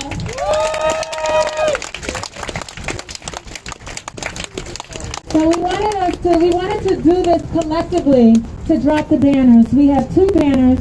One is going to be dropped on this side, and one is going to be dropped on this side. So anybody, you can go on either side, and you can see the banner drop on the other side. So let's go over, pick this street or that street, and let's go ahead. Make sure we got some people over there, and let's go ahead so we can drop these banners. And if anybody can take any picture or video, that'll be great. We appreciate it. Right there, this the other side of the same street, right there. Fight back! Fight back! Fight back! Fight back! Fight back! Fight back! Fight back! Fight back! Fight back! Fight back! Fight back! Fight back! Fight back!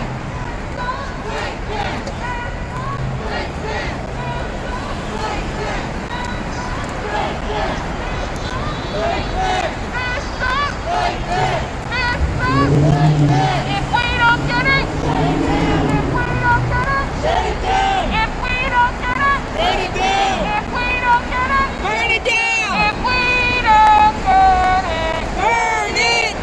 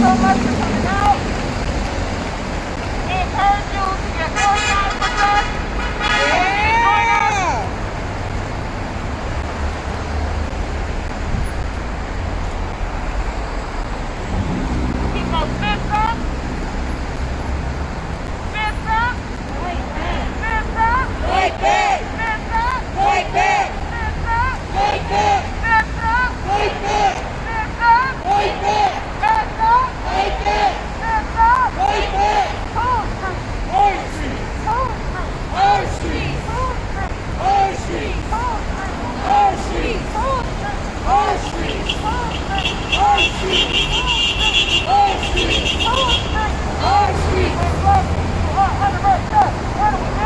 up, fight back! Stand up, fight back! Stand up, fight back! Burn it down! Burn it down! Burn it down! Burn it down! Burn it down!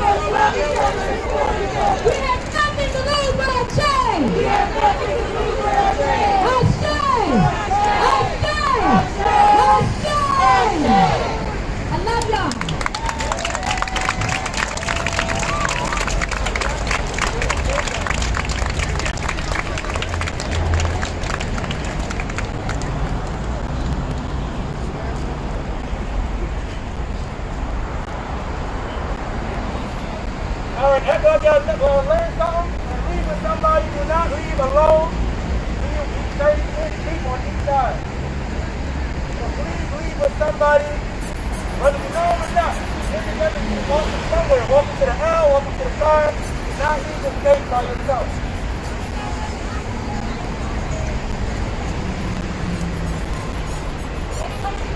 Anybody going back up to the art museum? I might as well take the street back up to the art museum together.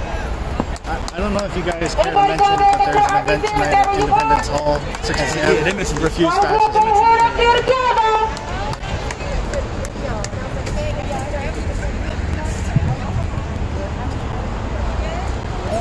Let's go, Teddy! Yeah, Teddy!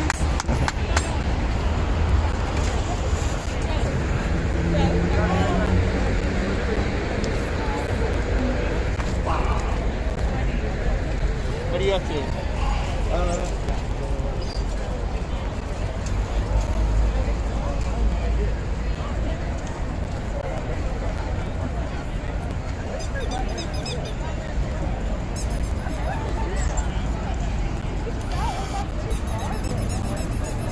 I saw a bunch of people started commenting in the stream, but I wasn't able to read because it was out of angle. But alright, so I have to cut it out. The battery needs to charge. I'll be streaming again at 6 p.m. For the Refuse Fascism event then. Let's see. I have to cut it off and get it on the charger here.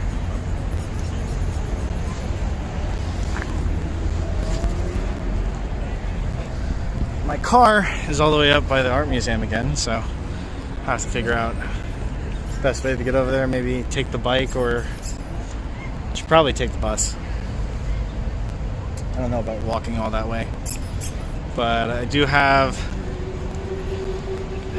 2.5 hours, less than 2.5 hours to get this charged up, get some food in me, get some drinks and stuff, some water. Alright guys, I'm going to cut it off for now. If something does happen in the next 10-20 minutes or so, I'll jump back to streaming.